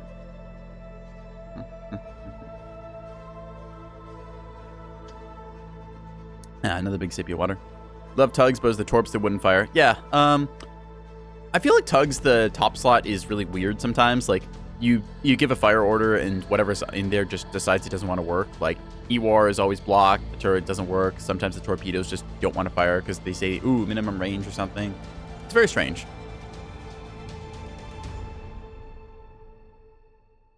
Anyways, chat. We said we wanted to do some container liner gaming, so, ooh, we got Yukon. That's a fun map. We're going to do some container liner gaming. Yeah. All right, where is my container liner? Was Boxing Day 3. That's what we were looking at beforehand, so. We're going to see if we can't get ourselves a good old match here on Yukon. Nice little frozen asteroid map. So, we've got ourselves some container gamage. Let's showcase this to anyone who's just tuning in. So, as you might have seen in the tweet I put out, this is the NekoboyBlue, named after yours truly. I've got a, well, kind of a half complement. I can technically fit more missile mounts onto the ship, but I decided I only needed 2 banks worth of missiles. So, going very heavy into the high-quality missiles, 23 points apiece with a big old cluster decoy launcher. You may note that this says it costs 30 points. However, one quirk of the shipping containers is that all the modules are half price. It's just one ship. Yep. This is a big indirect fire support ship. It's meant to basically hug a rock the entire game and never be seen, and then I just path my missiles around the rock and then throw them at people. So, it is a bit of a commitment. That said, it is also a little bit vulnerable because I very much skimped on the point defense and other systems, but I'm just watching as the various people come in here. Let's see if we can't get a good match. So, Spidicy and Pyrobe joining me here. We'll see what fleets they decide they want to pick. They're currently showing as the ANS, which I'm assuming is they just haven't taken it. Yep, there you go. So, I've got single container liner gaming, and we're just going to path missiles and see if we can't throw boxes at people. Yeah. It's impossible for anyone not to make like a Amazon or same-day delivery joke about their little shipping container ship. They're also a... It's a very particular thing when you see a container liner, because if you're on ANS side, which is the Alliance faction, if you see a container liner, every thought goes out of your head and you immediately beeline towards that thing because you know that's like 3,000 points worth of ship and you can kill that very quickly. So it's quite funny playing the kind of like, I'm going to throw missiles at you, then run the hell away game, because you will see people coping and seething and just absolutely trying to tear you apart because they will completely neglect tactical positioning just to make sure that they can shoot you. It's very funny. Spidicy coming in with, yep, 250mm bulk freighter here. I think this is the same fleet as last time.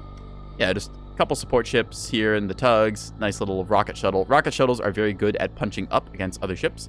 Rocket launchers are pretty good when they are close range. They do fire unguided rockets, unlike the missiles, which have tracking. So you do have to account for ships at distance, meaning that, well, if you fire at the maximum range of rockets, which is like 5 kilometers or so, then you're probably not going to hit anything, unless it's very big.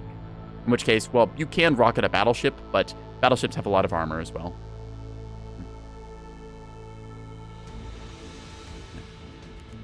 My team just in their editors adjusting some stuffs around.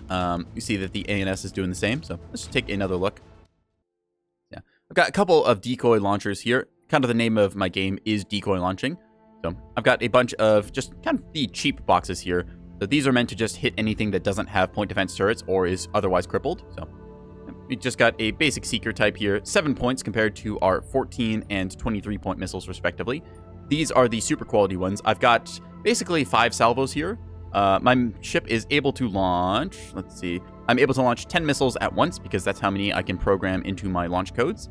I have 160% missile speed because I got a strike planning center somewhere in here. Yes, here it is, a strike planning center. So makes it so my programming time is a little bit faster because normally it takes 20 seconds to program the missile. It said it's 20 divided by 1.6, so that's, let me just tab out and do math. 20 divided by 1.6 is equal to 12.5. Okay, yeah, so I'm shaving off like 7.5 seconds, which is pretty good. Yeah. Faster missile programming means that when I see the enemy, I can order my missiles to kind of like path to where I want them to be, and we'll go from there. Yeah.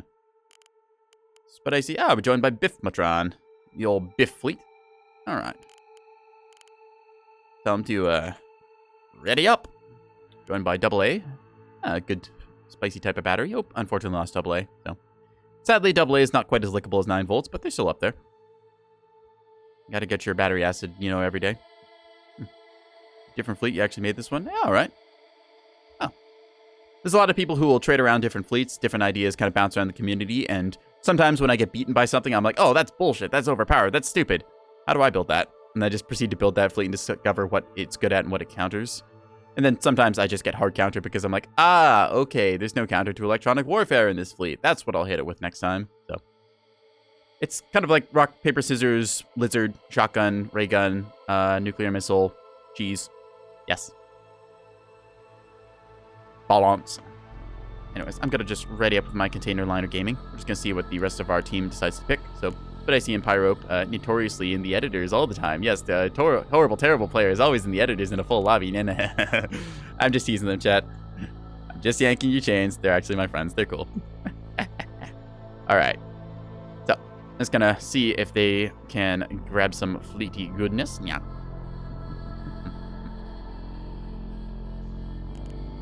All right. In all seriousness, though, we do have a full lobby, and I'd like to get this going. All right, tell you what, chat. While we are still in lobby, I'm just going to run ads real quick. It'll be like 3-minute break and stuff. We're going to just keep streaming the lobby. You'll be back probably after like 30 seconds. Twitch makes me do this so people don't get ads in the pre-rolls, which are really annoying. So we're just going to hit the button real quick, and you won't miss much because just lobby command. Yeah. Boop, boop, boop, boop.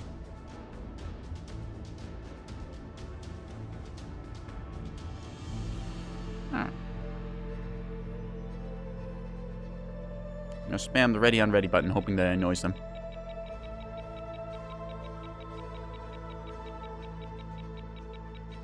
This does show up in the lobby, because if you look at the editor here, you can see the player ready counter just kind of always going back and forth. So,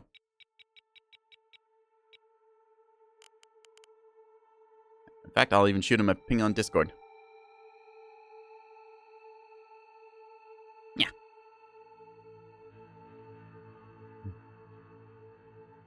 We're not going to vote kick. That's a little bit too rude. I mean, they are AFK in the lobby, but whatever. We'll just get with this.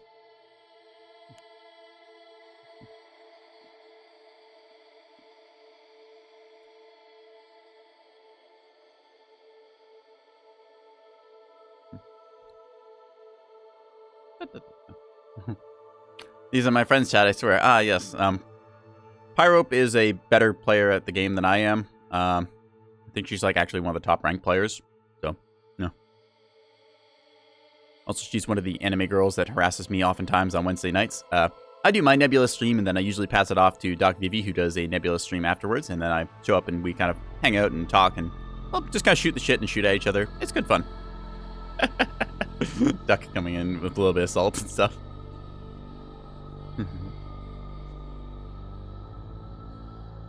Tell him. Be rootin', be tootin', but most of all, be kind. Catboy cowboy logic, yeah. Probably should be done any second now. Let me just check Discord, see if I got a response. Yep, okay, they're just getting along with things.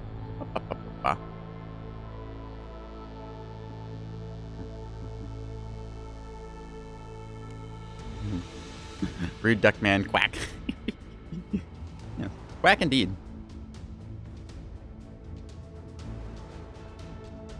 Okay, Biff just waiting here, probably deciding, yeah, just changing around a bit there, fleet. We can see swapping out different things. So sometimes you want a couple more shuttles to control the map. Other times you want tugs just to act as little escorts. You can see a Bloodhound early warning tug here. I've run one of these before in my fleets, and they work pretty well. Oh, here we go. All right, chat. Ad break apparently ends in 20 seconds or so, but we'll get into the lobby and loading screen, and then I'll serenade you all with the lovely sounds of me screaming as I try and path missiles and horribly fail at it. Are you ready, mids?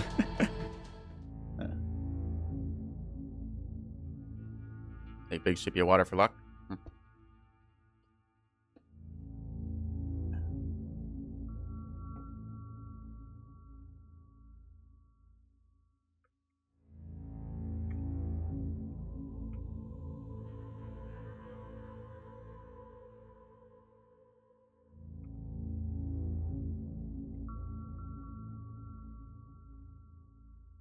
There we go.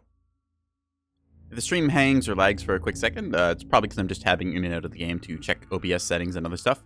It's kind of annoying. Like sometimes when you have a full screen application, the capture hangs for like a quick second when you tab out of it because the game freaks out. It's like, I'm not in focus. What do I do? Yeah. But don't worry, we have the Neko technology. So Because I am a container miner, I do not want to be seen by anyone, so I need to pick a good safe hiding spot. If I set myself up over here, it's probably pretty safe, so I'm going to do that. That said, they also probably know the good safe hiding spots that I like to take, so I have to pick where I want to be, because I can path my missiles around stuff. It is generally best for me to just basically pick a rock and then hide there and then try and like control an area around me. Basically anything within 16 kilometers or so I can hit, but because I have to go around a rock, it does limit my range, so we'll say about 14 kilometers or so. The D point is our natural to cap, and then we've got kind of the contested E point over here. The right side is generally favored because the A, C, and E points are here versus the kind of flank, which is the D and B points. So generally you get a good old 1v1 fight along here, as some people will commit a lot of force, some people will commit a little. You can then get the fun of trying to go over the top of Yukon or try and cut down the bottom here to get to the A point. Yukon's a interesting map. It's very much kind of divided by this big long rock here that makes up the center. And then the messy fights around the C and E points are a lot of fun. So E point slightly favored on our side because if we flip the map over, we can see it's basically the same thing, just inverted. Yeah. Actually, it might be almost the same rock. Is that the same rock, just upside down? I never looked at that before, but that looks almost identical. Huh. Learn something new every day. It is very symmetrical. Cool. Alright, we can see Pyro going wide around the C point. Gun hug a rock. Yes. Hug your rocks, chat. It's very important to do. Deploy. I just might have been forgetting to hit deploy there. I forgot. No EVA after this line, because that's where the big thrusters are. So our thrust flume is very big, so the enemy will probably see it if they have anyone around the place, but we will see. Like I said, I'm just going to hug myself onto a rock, so I set my heading like so, using the tactical command view. Aye, aye, Commander. And then learn to love the rock. Rock is best point defense. Think right like here-ish looks good. We'll be there before you know it. Going to set our heading upwards Aye, and aye, then set the Commander. roll command as well to be this way. Aye, aye, I Commander. think that's the right roll command. We will find out in a second. See our ship coming around. Gonna fire, we'll start with a decoy container of a clipper, I think. Just go up here. So. There we are. This looks like something you would expect a clipper ship to do, because they are little scout vessels. Just path them like so. That way they will reach wherever in the space. I'm not expecting it to get past the C point. This is just to give the impression that we're doing caps and stuff. We are securing Zone Dagger. Whoa. See me doing a bit of missile pathfinding here. There we are, and then we'll just go straight for the point like so. And then just go down, I guess, after that. Enemy is securing Zone Yeah. Boxer. Deploying our little decoys like this early on is a good move because we can bamboozle the enemy into thinking we are someplace we are not, which is very strong. So. This may lead to them triangulating us, but I think that's okay. Yeah, we'll just go around the rock like this. If they see a ship, then they might think that... see one thing, the Femboy Hooters waitress. That's a name for a ship. If they see one of those, then they'll probably think, oh, well, that's just another decoy, and they won't fire on it. We need to bamboozle them. Aye, aye, Clever Commander. deceptions. You see enemy missiles coming in here. A bunch of, I think those are size 2 hybrids. Yes. So a bunch of size 2 hybrid missiles going after our capper on the D point. Actually, that's a lot of them. Holy crap. We have secured Zone That is a overcommitment of missiles, I would say. See various types in a mixed volley there. So We hear you, gonna have to watch out because that means there's size 2 missiles on the map. Alright, I think that we're going to fire off some of the big ones here. Try and confuse the enemy. Just have them pathing along like so. Should look like a fleet that's getting a little bit bold. Then I'll just have it double back as well. There we are. Let's see One, you try to and get then we'll away fire from another one these. following a similar vector, but coming around the rock a different way. This is designed strictly to make them confuzzled, which we can do very well as. So, boop, boop, boop, boop, boop, boop, boop, boop. Pathing, pathing, pathing. We are making things go around the rock. Yes, good. This is designed to look like a bunch of bulk freighters that are just going to come around the rock and then want to get in fisticuffs, and they'll probably fall for it. Quiet. Command, I hold don't... on. We hear you, Command. I want to hold on to my missiles because, again, I am quality spray, but I think I can fire on some of their stuff. Ooh, what do we got here? Those are more missiles incoming. Okay, cool. I don't want to fire containers yet because I want them to think that there's not a container liner on the map. You heard the orders. Hopefully. Okay, maybe we need to We adjust are en slightly. route, Commander. Container bank is We'll be blocked, there before which is you know it. a bit annoying, so we have to just adjust ourselves quickly. I didn't realize I messed up my roll command, so just do that now. We are en route, Just like Commander. so. We are I can securing move up a zone little bit X. as well. Turning up the engines now. Boop. Now that we're rolled and our ships are in position to do their things, you can see the containers here going off. So decoys don't really tell you too much. Ooh, that's a lot of missile. Okay. That is a lot of fleet. Huh. I need to do something about that. Well, chat, moment of truth. Let's see just how good our boxes are. We have secured zone Eclipse. What are those? Those are missiles. Okay. Quiet. Command's on the That's line. troubling. We need to send a big old volley of missiles at that, 'cause otherwise that is going to probably kill us. I think that's about 3 kilometers away. Okay, yep. All right. Going to fire on that, I guess.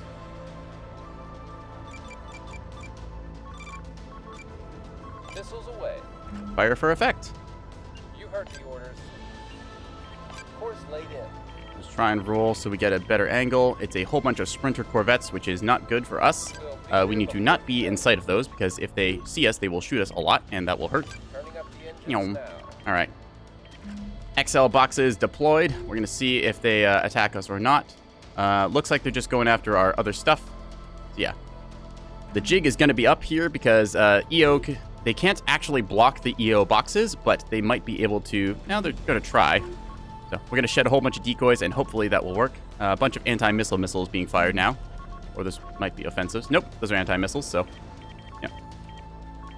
What are our orders? Quite the payload we're sending here. We're going to fire another big old salvo at them, because I really need these to die. Well, actually, I think that we can get through just with regulars, so we're going to try it. Let's try cheaping out a little bit.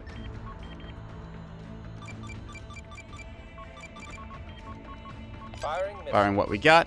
Yep. So, Sprinter Swarm, we knocked out a couple of them by the looks. This one heavily crippled here. Wham. A bunch of our containers, unfortunately, well, we got at least one hit. I think a few of those missed, so that's bad. There's definitely a missile strike inbound on me, which is not good. I'm going to turn off my radar, because that way enemy missiles will not seek onto me. I hope. Right away. You All right. heard the orders. Need to tuck ourselves a little bit below this rock, I think. I'm worried that the enemy missile strike is going to come after me, and then I'll be absolutely booped on the snoot, and then I won't have anything I can do. Yep. Seeing some missile launches here. Yep. Await Here comes the orders. hybrids. Okay. Fire decoys, please. Firing missiles. Pop shaft. Oh, uh-oh, we're getting hit. Ow. Ow, ow, ow, Don't ow. have any fire Yo! I didn't fire my decoys in time. Crap. Ah! command. Got us. Dang it. So I knew how to counter that. I just didn't think to at the time because there's a lot of missiles flying around. I didn't see those incoming. So unfortunately, I am out of the game now. That's rough. Yeah. A bunch of hybrid missiles like I was expecting. I should have deployed my decoys sooner because then I would have decoy ships that the enemy would lock onto instead. But unfortunately, they did a very reckless push here. Normally, you don't see somebody go like high up like that and then just completely blitz towards our side of the map because pretty much it's a suicide run for these ships. But in this case, they managed to kill my container liner, which is 3,000 points of goodness, and I barely killed any of them. So that's unfortunate. We're just going to be an observer in the game now. So yeah. Oh well. That's rough. You do what you can, chat. Yeah. You see more missiles coming after me. So this is the downside where it's kind of a predictable spot. Maybe I could have played safer and gone over here, but oh well. I'm going to trust that my allies are able to win the map for us. We see it over here. Yep. Corvettes getting engaged on by these missiles. Wham, wham, wham, wham. This thing is not long for the world. I wouldn't be surprised if that actually just flat out killed it. Yeah, that one's just hard dead. So there we go. Ooh, I called this one out. Let's see, 5488 Solomon BB. Big old battleship coming at us. I would have loved to hit that thing with missiles, but again, unfortunately, just random sprinter push over the top. Not what I expected this game. I don't remember the last time I've actually seen that, so yeah. I'm also going to call these out as dead. There we go. I'm going to only do what I can here because, again, I'm relegated just being observer. This is the downside to container liners. You've got one ship, and if you lose your one ship, you're kind of out of the game. So, yeah. Just reckless push paid off. Unfortunate, but it happens. Yeah. I think they had a combination of torpedoes and size 3 hybrids, so they just had the perfect thing to push over the rock and then blast me. It happens. I'm not too salty about it. It's just I would like to show you guys some more gameplay, and well, I've unfortunately just gotten pooped on the snoot, so yeah. I probably should have played a lot safer there anyways, because this is kind of a predictable spot to put your container liner, but it's also the usual spot for a reason. I didn't stick close to any allied fleets either, so yeah. And the entire time I was kind of messed up on how I was positioned there, so. See, yep, a bunch of their sprinters unfortunately biting it.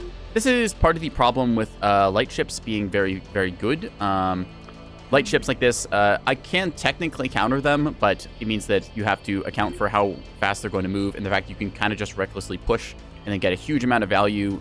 So it feels a little bit cheesy when you see swarms like that, just kind of YOLO push and get away with it, as these ones, like, they lost 3 ships there, but they got a huge chunk of value for it, so yeah. Feels bad, man.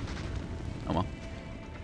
I'd say I also just did not respect the recklessness they were going to do there. I should have been moving far sooner than I did, so it happens.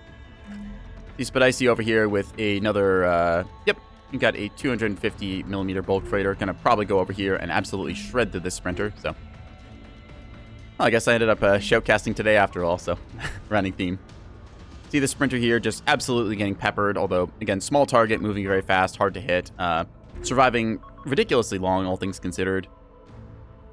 Yeah, this one still technically alive, although heavily immobilized. I hope that my decoys would do more, but, well, YOLO push is YOLO push. Such is life. Yeah. They have their own Yub-Nub player. You can see the size 3, maybe those were size 2s.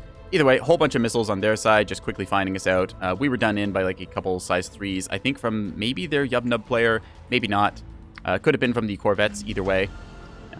I don't know how, if any of my missiles hit. I know at least I got 1 hit, but still, poor missile play on my part. Yeah. Biff here continuing to shoot.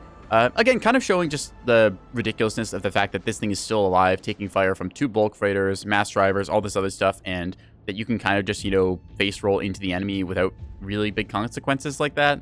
So, eventually going down, but it's just annoying sometimes when you've got like a swarm of light ships to play against, because you have to manually target each of them, and then you have to deal with the fact that, you know, any of them could be packing a missile that can insta-kill one of your big ships. So, swarms are, they're a bit troubling, but there is various counters.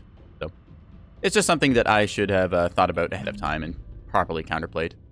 But, oh well. I don't blame, I don't really blame too much there. It's like, I did stuff wrong, and, you know, it happens, you get punished, but still, it just feels kind of dumb. It's like, hey, we're just going to push, like, 5 ships over the top of the map, and then just have them shoot your container liner, and then you're out of the game. It's like, well, I had my 5 minutes of fun. Yay! That said, though, with those down, and a bunch of their ships now popping pods, The enemy is you tell them to kill the battleship if they can.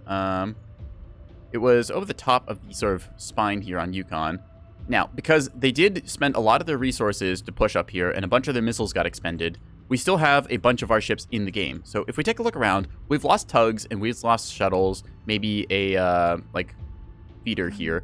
I was the big loss in this case, so we are down at least 1,000 points, but they are down probably, I'd say, 2,000 points as well, so, yeah.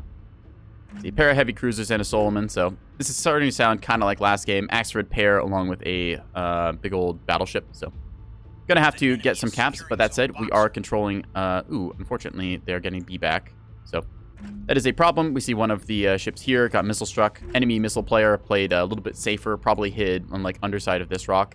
I should consider hiding on the underside of this rock, actually, because that's not a bad deployment spot. Yeah, I think this was just a little too obvious, and they did push over the top, so happens. Let's see. Oh, we can see the Solomon here. Solomon D. Yeah, the Hardy Peel here, just kind of hanging out, firing missiles away. Yeah, a bunch of, what are those? Oh, those were size 2 missiles, but it looks like they ran out of fuel, so. Let's see, what else is that with it? Probably just a little escort preventing electronic warfare and locks and stuff, but. Okay, A point, we can get the caps in this map, but it is proving to be just a little bit difficult in the current case. See Biff's fleet trying to move back and get a firing line onto the battleship, not wanting to be caught in close quarters. ANS benefits from having longer range guns, but in this case they need to kind of twist and orient to get a shot on. You want to engage from the 9 to 11 kilometer range as the OSP versus the ANS, which wants to be 9 kilometers or less.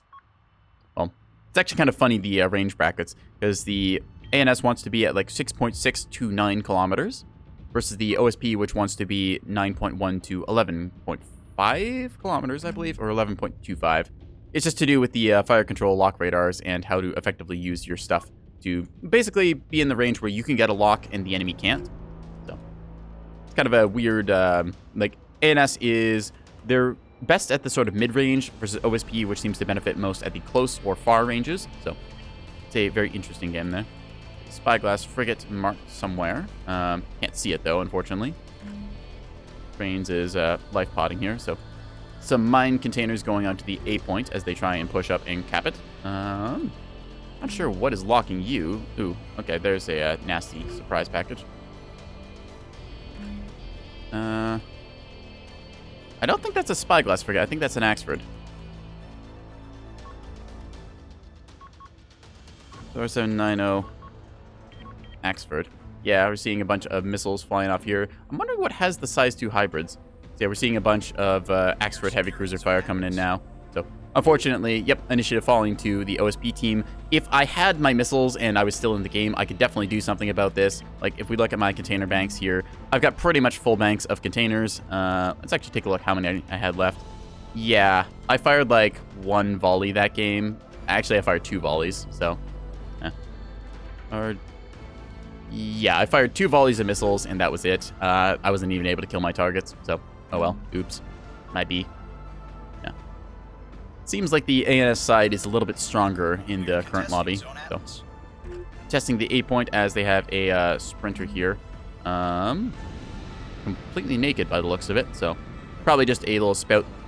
A little scout with a spyglass scanner so they can detect enemy ships at distance. Yeah. We're trying to get the cap there. Because we have a weapon, they should be able to cap this. Yep, more size 2s and whatnot. Yeah, size 2 hybrid missiles flying in. Rather annoying. We're trying to cap with the bulk freighter here, although I just got completely booped in the early game, and I can't really do much besides comment now. Seeing some firepower flying towards the Axford here. So I was hoping to get some cool container liner gaming moments. We could just see a whole bunch of boxes slam into somebody, but apparently that the enemy team doesn't want to let me do that. Who would have thought? They don't like getting shot at by missiles or stuff. So we're seeing, yeah, what forces we can. Unfortunately, yeah, but I see tapping out here. I think the game is a little bit decided. We're seeing Biff trying to keep range here. Yeah, there'll be 2 of us down. 2 down. We want to tap out? I'm going to ask if we want to tap out because that is unfortunately us both down our fleets. So just check with the team. If we do, we do, and we can always load up and get into a next game. But yeah. Not to be a defeatist or anything, it's just going to be difficult to win, and I don't want to waste anyone's time. I also want to bring more gameplay. So yeah, Biff voting for us to tap out. So we'll just see them to win. They got rewarded for a very aggressive push here, which, well, I mean, they shot my container liner completely dead, and that was a very easy 3,000 point up for them. Then they just decided to go around from there. So, yeah, it happens. I'm kind of disappointed it happened because I didn't think that they were going to push like that. But, well, hindsight 2020 and all that, even though I guess nobody had any idea what was going to happen in 2020. Does anyone know what's happening now? It feels like every year since 2020 has just been kind of like getting progressively weirder and more like a fever dream. Tap out and say GG. Yeah. I kind of wonder who sent the Corvette swarm like that, because it makes me feel like maybe they were pushing after mass drivers or something. Because I had decoys over the rock, but they didn't fire immediately on them. And I don't know. Like, do we have ships up here at all that game? I don't think we did. They just kind of decided to full send it, so yeah. Very strange either way. I always do this where I kind of puzzle over, why did I lose? What can I do better? I don't like to blame the game because typically, like, you are the one who's in control of your own actions. So you have to decide, okay, how did I react to the enemy? What can I improve about myself? If you just say, oh, game sucked, this bad, they bad, and you do all that, then you're not really going to improve yourself. So important thing is to try and decide what you can do better and how to improve yourself rather than, just beating yourself up constantly. or, you know, screaming mad profanities at the game. Don't get me wrong, there's plenty of times where the game does kind of screw you over a little bit, like just your ship decides to do a really weird pathing order, or you get a strange occurrence, like, hey, for some reason the gun doesn't want to fire because they're like slightly out of range or something. So there's some moments like that, but you just chalk those up as like, I couldn't have changed that, so not really my fault. You just move on from there. Seeing the Ruby Royal Pumpkin still giving whatever deliverance it can to the owner Rich and the act spent, so yeah.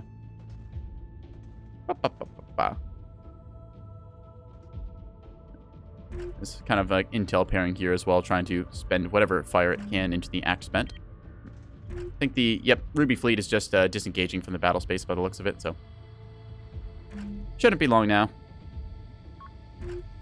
Biff's just kind of hanging out doing the thing. Harb's a good player, but I don't think that she can win against, like, what's it, 9,000 points of stuff. Plus, there's a battleship that's going to be over here pretty shortly, so.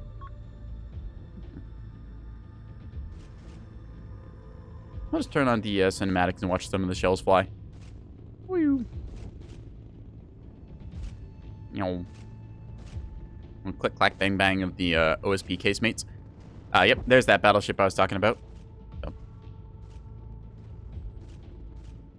And we have some mines still on the map. I didn't realize that. Okay.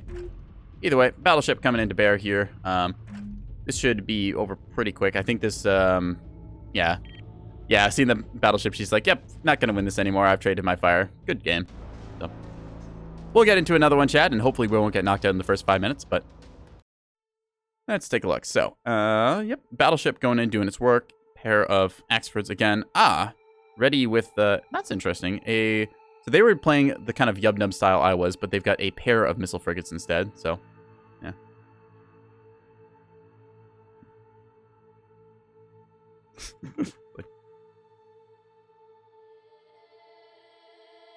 Like, really? You're calling 28k sad?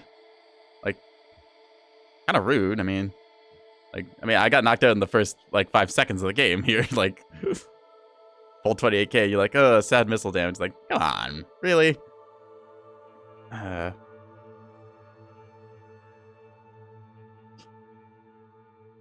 It's like...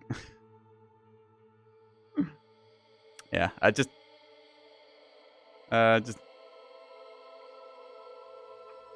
yeah, not yank my chain, please. Like, I got knocked out in the first 5 minutes. I know. I'm a little salty about it. Like, I'm not, like, super salty, but it's just, like, kind of wanted to play the game and that. Yeah. Anyways, we're just going to ready up, see if we can't get another game in here or so. Yeah. Actually, I'm going to see if Vivi's started her stream yet, because I usually like to hang out with her there. So, yeah. All right. Anyway, actually, tell you what. Vivi's going to start streaming at like 7, I think. So if y'all just want to hang out, I'm going to talk a little bit more about the game. I know some of you are here from when I was streaming Cosmeteer or MechWarrior Online. So we're just going to talk a bit more about the ships that we had covered before. We were mostly through covering the Alliance one. So this is also for anyone who wants to go back and watch the VOD. We just talked about the Axford Heavy Cruiser and showcased it in game. Very good with its big 450mm guns. Very tough ship. Very good at repairing and staying in the fight. Then, of course, we have the big boy on the ANS side. Let's just get rid of these other ones so I can quickly show this on camera. So this is the mighty battleship, the biggest of the ships in game, I believe. I think, anyways. The container liner might technically be a little bit larger, but the battleship is very big and nasty. You can fit a lot of things. It's got a whole bunch of, these are called Class 5 mounts, I believe. So we call them depending on the type of cannon that fits into them. So we see this is a Mark 61 cannon. It fires 120mm shell. Yeah, right here listed. So this is a size 2 weapon. Then we got a size 3 cannon. Then you get the size 4 cannons, which can be either the 250 triple barrel or the 450 double barrel. Then the size 5 guns are these things, like the mighty triple barreled Mark 68 450mm shell launcher. Or you get things like the beam turret, which is, well, it's a beam turret. Kind of needs no explanation. It's a aggressive laser pointer. There's also the railgun, which is technically a size 4. There was at one point a double-barreled railgun, which was a size 5, but that got disabled because of technical reasons in the game. So that'll come back eventually, I think. I'm not too sad to see rails go, personally, because I find them to be a little bit annoying, but I'd also not be against them coming back. So yeah, that is the mighty battleship. I will warn new players who are considering picking up the game, don't build a battleship first. Battleships are something that are good if you know what you are doing. And while it is very tempting to just build a 3,000 point battleship and only command one vessel, don't do that. Invest in a pair of Axfords instead. It'll teach you how to command 2 ships at once and manage your damage control. Plus, if you lose a ship, you can still stay in the game, unlike me, who just, got booped by missiles there, and that was the end of that. So, battleships, very tempting. New player magnet. Don't play them until you're a little bit more confident with the game and more comfortable with your surroundings. So, that said, let's also take a look over on the OSP side, and I'll go over their hulls for anyone who's interested. That's a little show and tell here before I pass you off to Vivi, and then we go ahead and play around on her stream, because it's fun when you get to see me bug other anime characters. We're going to go through the list here. So this is the Humble Shuttle. Arguably, people will say this is the best ship in the game because it is so cheap. You can see it costs a mere 90 points stock. The hull itself is it's like 50 points for the hull. You just get the most bare bones thing. Like, you get a drive. You can literally take off the reactor and the radar. And this thing is 70 points. So that is really good for map control. Just literally, you take 70 points out of your 3,000, invest in a complete bare bones ship, just send this off to a cap point. It captures the point. You can even put like a size 1 missile launcher on it so that it technically counts as armed. It's a bit of an interesting technicality. A 3,000 point battleship and a shuttle with a single offensive missile technically have the same capping power because they're both considered armed. That's why you get some silly moments like watching a battleship trying to shoot the tiny little gnat annoying it that costs like 75 points. So, anyways, that's the shuttle. Very good vessel. You can also put some actual modules on it. We've seen them before with things like mine layers or rocket launchers. The rocket shuttle, very good because it's a very fast, aggressive ship, able to quickly sucker punch anything larger than it.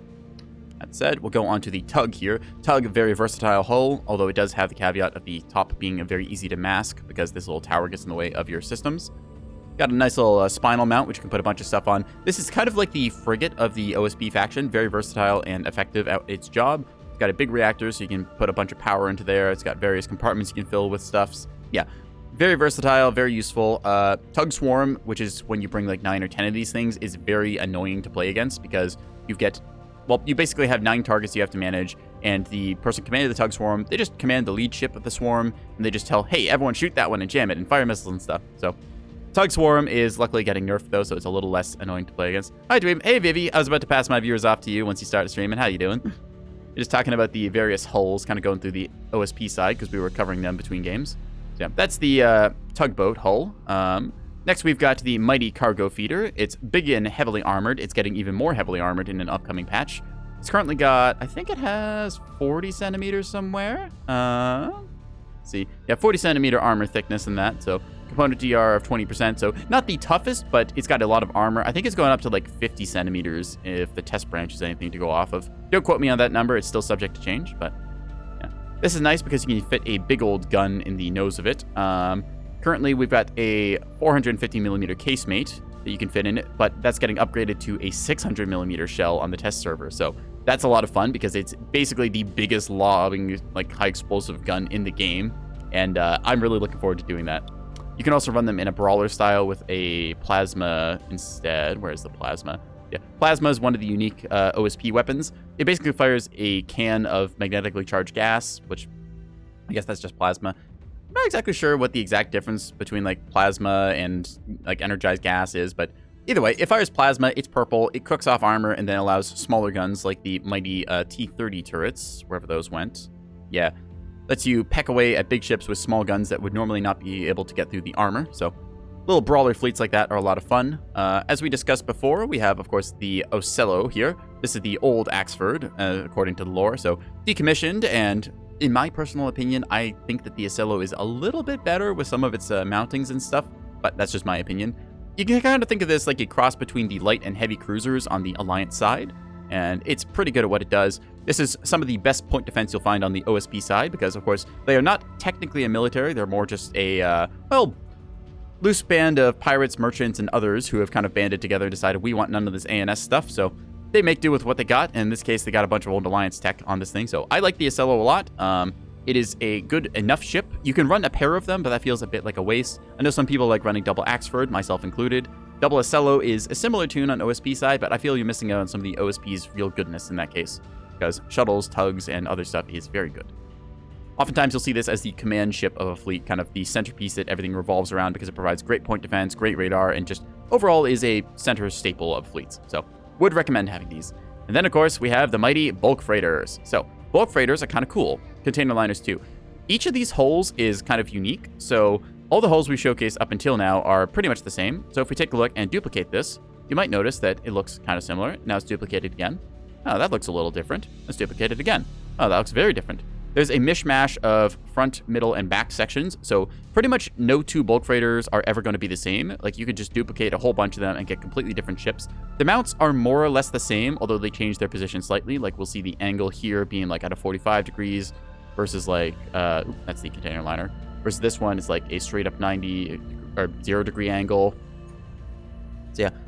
The bulk freighters are cool, although they are a little annoying to make work sometimes because all your guns are mounted on the side. So if you have casemate guns like we saw in some of the games, then it's going to be a bit awkward to shoot people with because, of course, you have to turn the entire side of the ship, and then sometimes the pathing gets a little confused as it tries to move up and down. You can't just, point nose towards the enemy like you can with a bunch of the other ships, so you have to account for that. Bulk freighters, a lot of fun, good ship. We had the container liner, which I showed you 5 minutes of gameplay of before I immediately got booped. Yeah, container liners, as soon as you are spotted, every missile player on the map locks onto your location and full sends everything they have. I was a little late on the draw providing the counter. I could have countered that missile strike if I had been thinking. What I was supposed to do was I was supposed to turn off my radar, pop chaff, and then send out some decoy containers, which would instead seduce the missiles because they think that those are real and I am not. So I could have done that. Unfortunately, I was distracted by my very smooth brain trying to double think my container liner missile pathing, and instead I died. Majestically. But I delivered 20 boxes at least, so, I mean, that's not bad, right? 20 is better than none. And I threw out some decoys, too.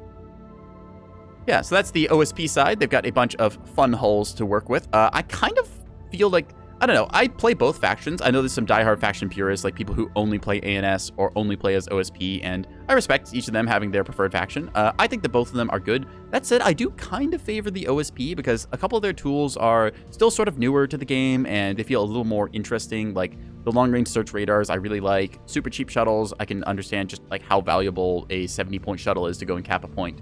So, I think I'm a little bit OSP biased in just like favoring them slightly more. That said, I do also quite enjoy playing as ANS. Beaming people is a lot of fun. VV, if you're here, you know what you did. I don't want to go ooh there. No. VV, you know what you did with your beamstones. I've still not forgiven you. My Acello still hurts. I don't know if she's here or not, but we had a match one time, and I thought her beam ships were dead. They were not. My ship then suddenly lost its engines, and I couldn't get my guns to bear on and shoot her, and it was a rather unpleasant time for me as she just kind of cooked me like a rotisserie chicken. So, little fun times. We'll hand off the stream to her, and I'll hop onto her stream, and we'll do fun little Nebulous nonsense there. Yeah.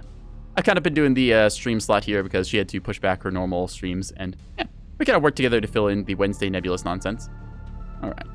I think we talked about some of the fleets here pretty well, so I'll just show you what some like the broadside stuff looks. Oh, there's also Operation Burning Lance, which is a mod, although I've not really messed around with that too much, so I'll have to show off some modded games at some point because Operation Burning Lance is a lot of fun. I've only played like one game of it, but I was sold pretty well because just a whole new arsenal of toys to play with and break and stuff, so very fun. We'll definitely showcase that at some point in the week. Maybe I'll do that on Friday. Still haven't decided what I'll stream on Friday, but we'll find out.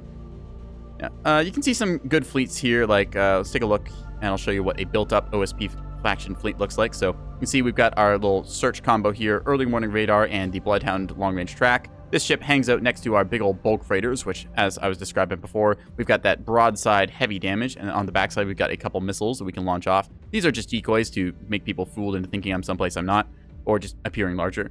Because when you come around the corner and you see that there's 2 bulk freighters, but then suddenly those bulk freighters turn into 10 bulk freighters because I've got a bunch of decoys, that's when you have to decide, okay, which one of these is real and which one do I shoot? So I like doing that. And then we just got a couple ships here, just cute little rocket shuttles and cap ships. So this is one of the fleets I like bringing out a lot. If I had time, I would show you a bit more of this, but I think that we're going to set up to raid VV in a minute. If there's been any questions or other stuff, please don't be afraid to follow and ask in the chat and do all that other stuff. I stream whatever, whenever, so yeah. ANS, OSP, Nebulous Fleet Command. It is a good game. Would recommend. I think it might be on sale right now. I didn't check the Steam store page, but I remember it was on sale recently and a bunch of people picked it up. So yeah, definitely definitely a bit of a learning plateau.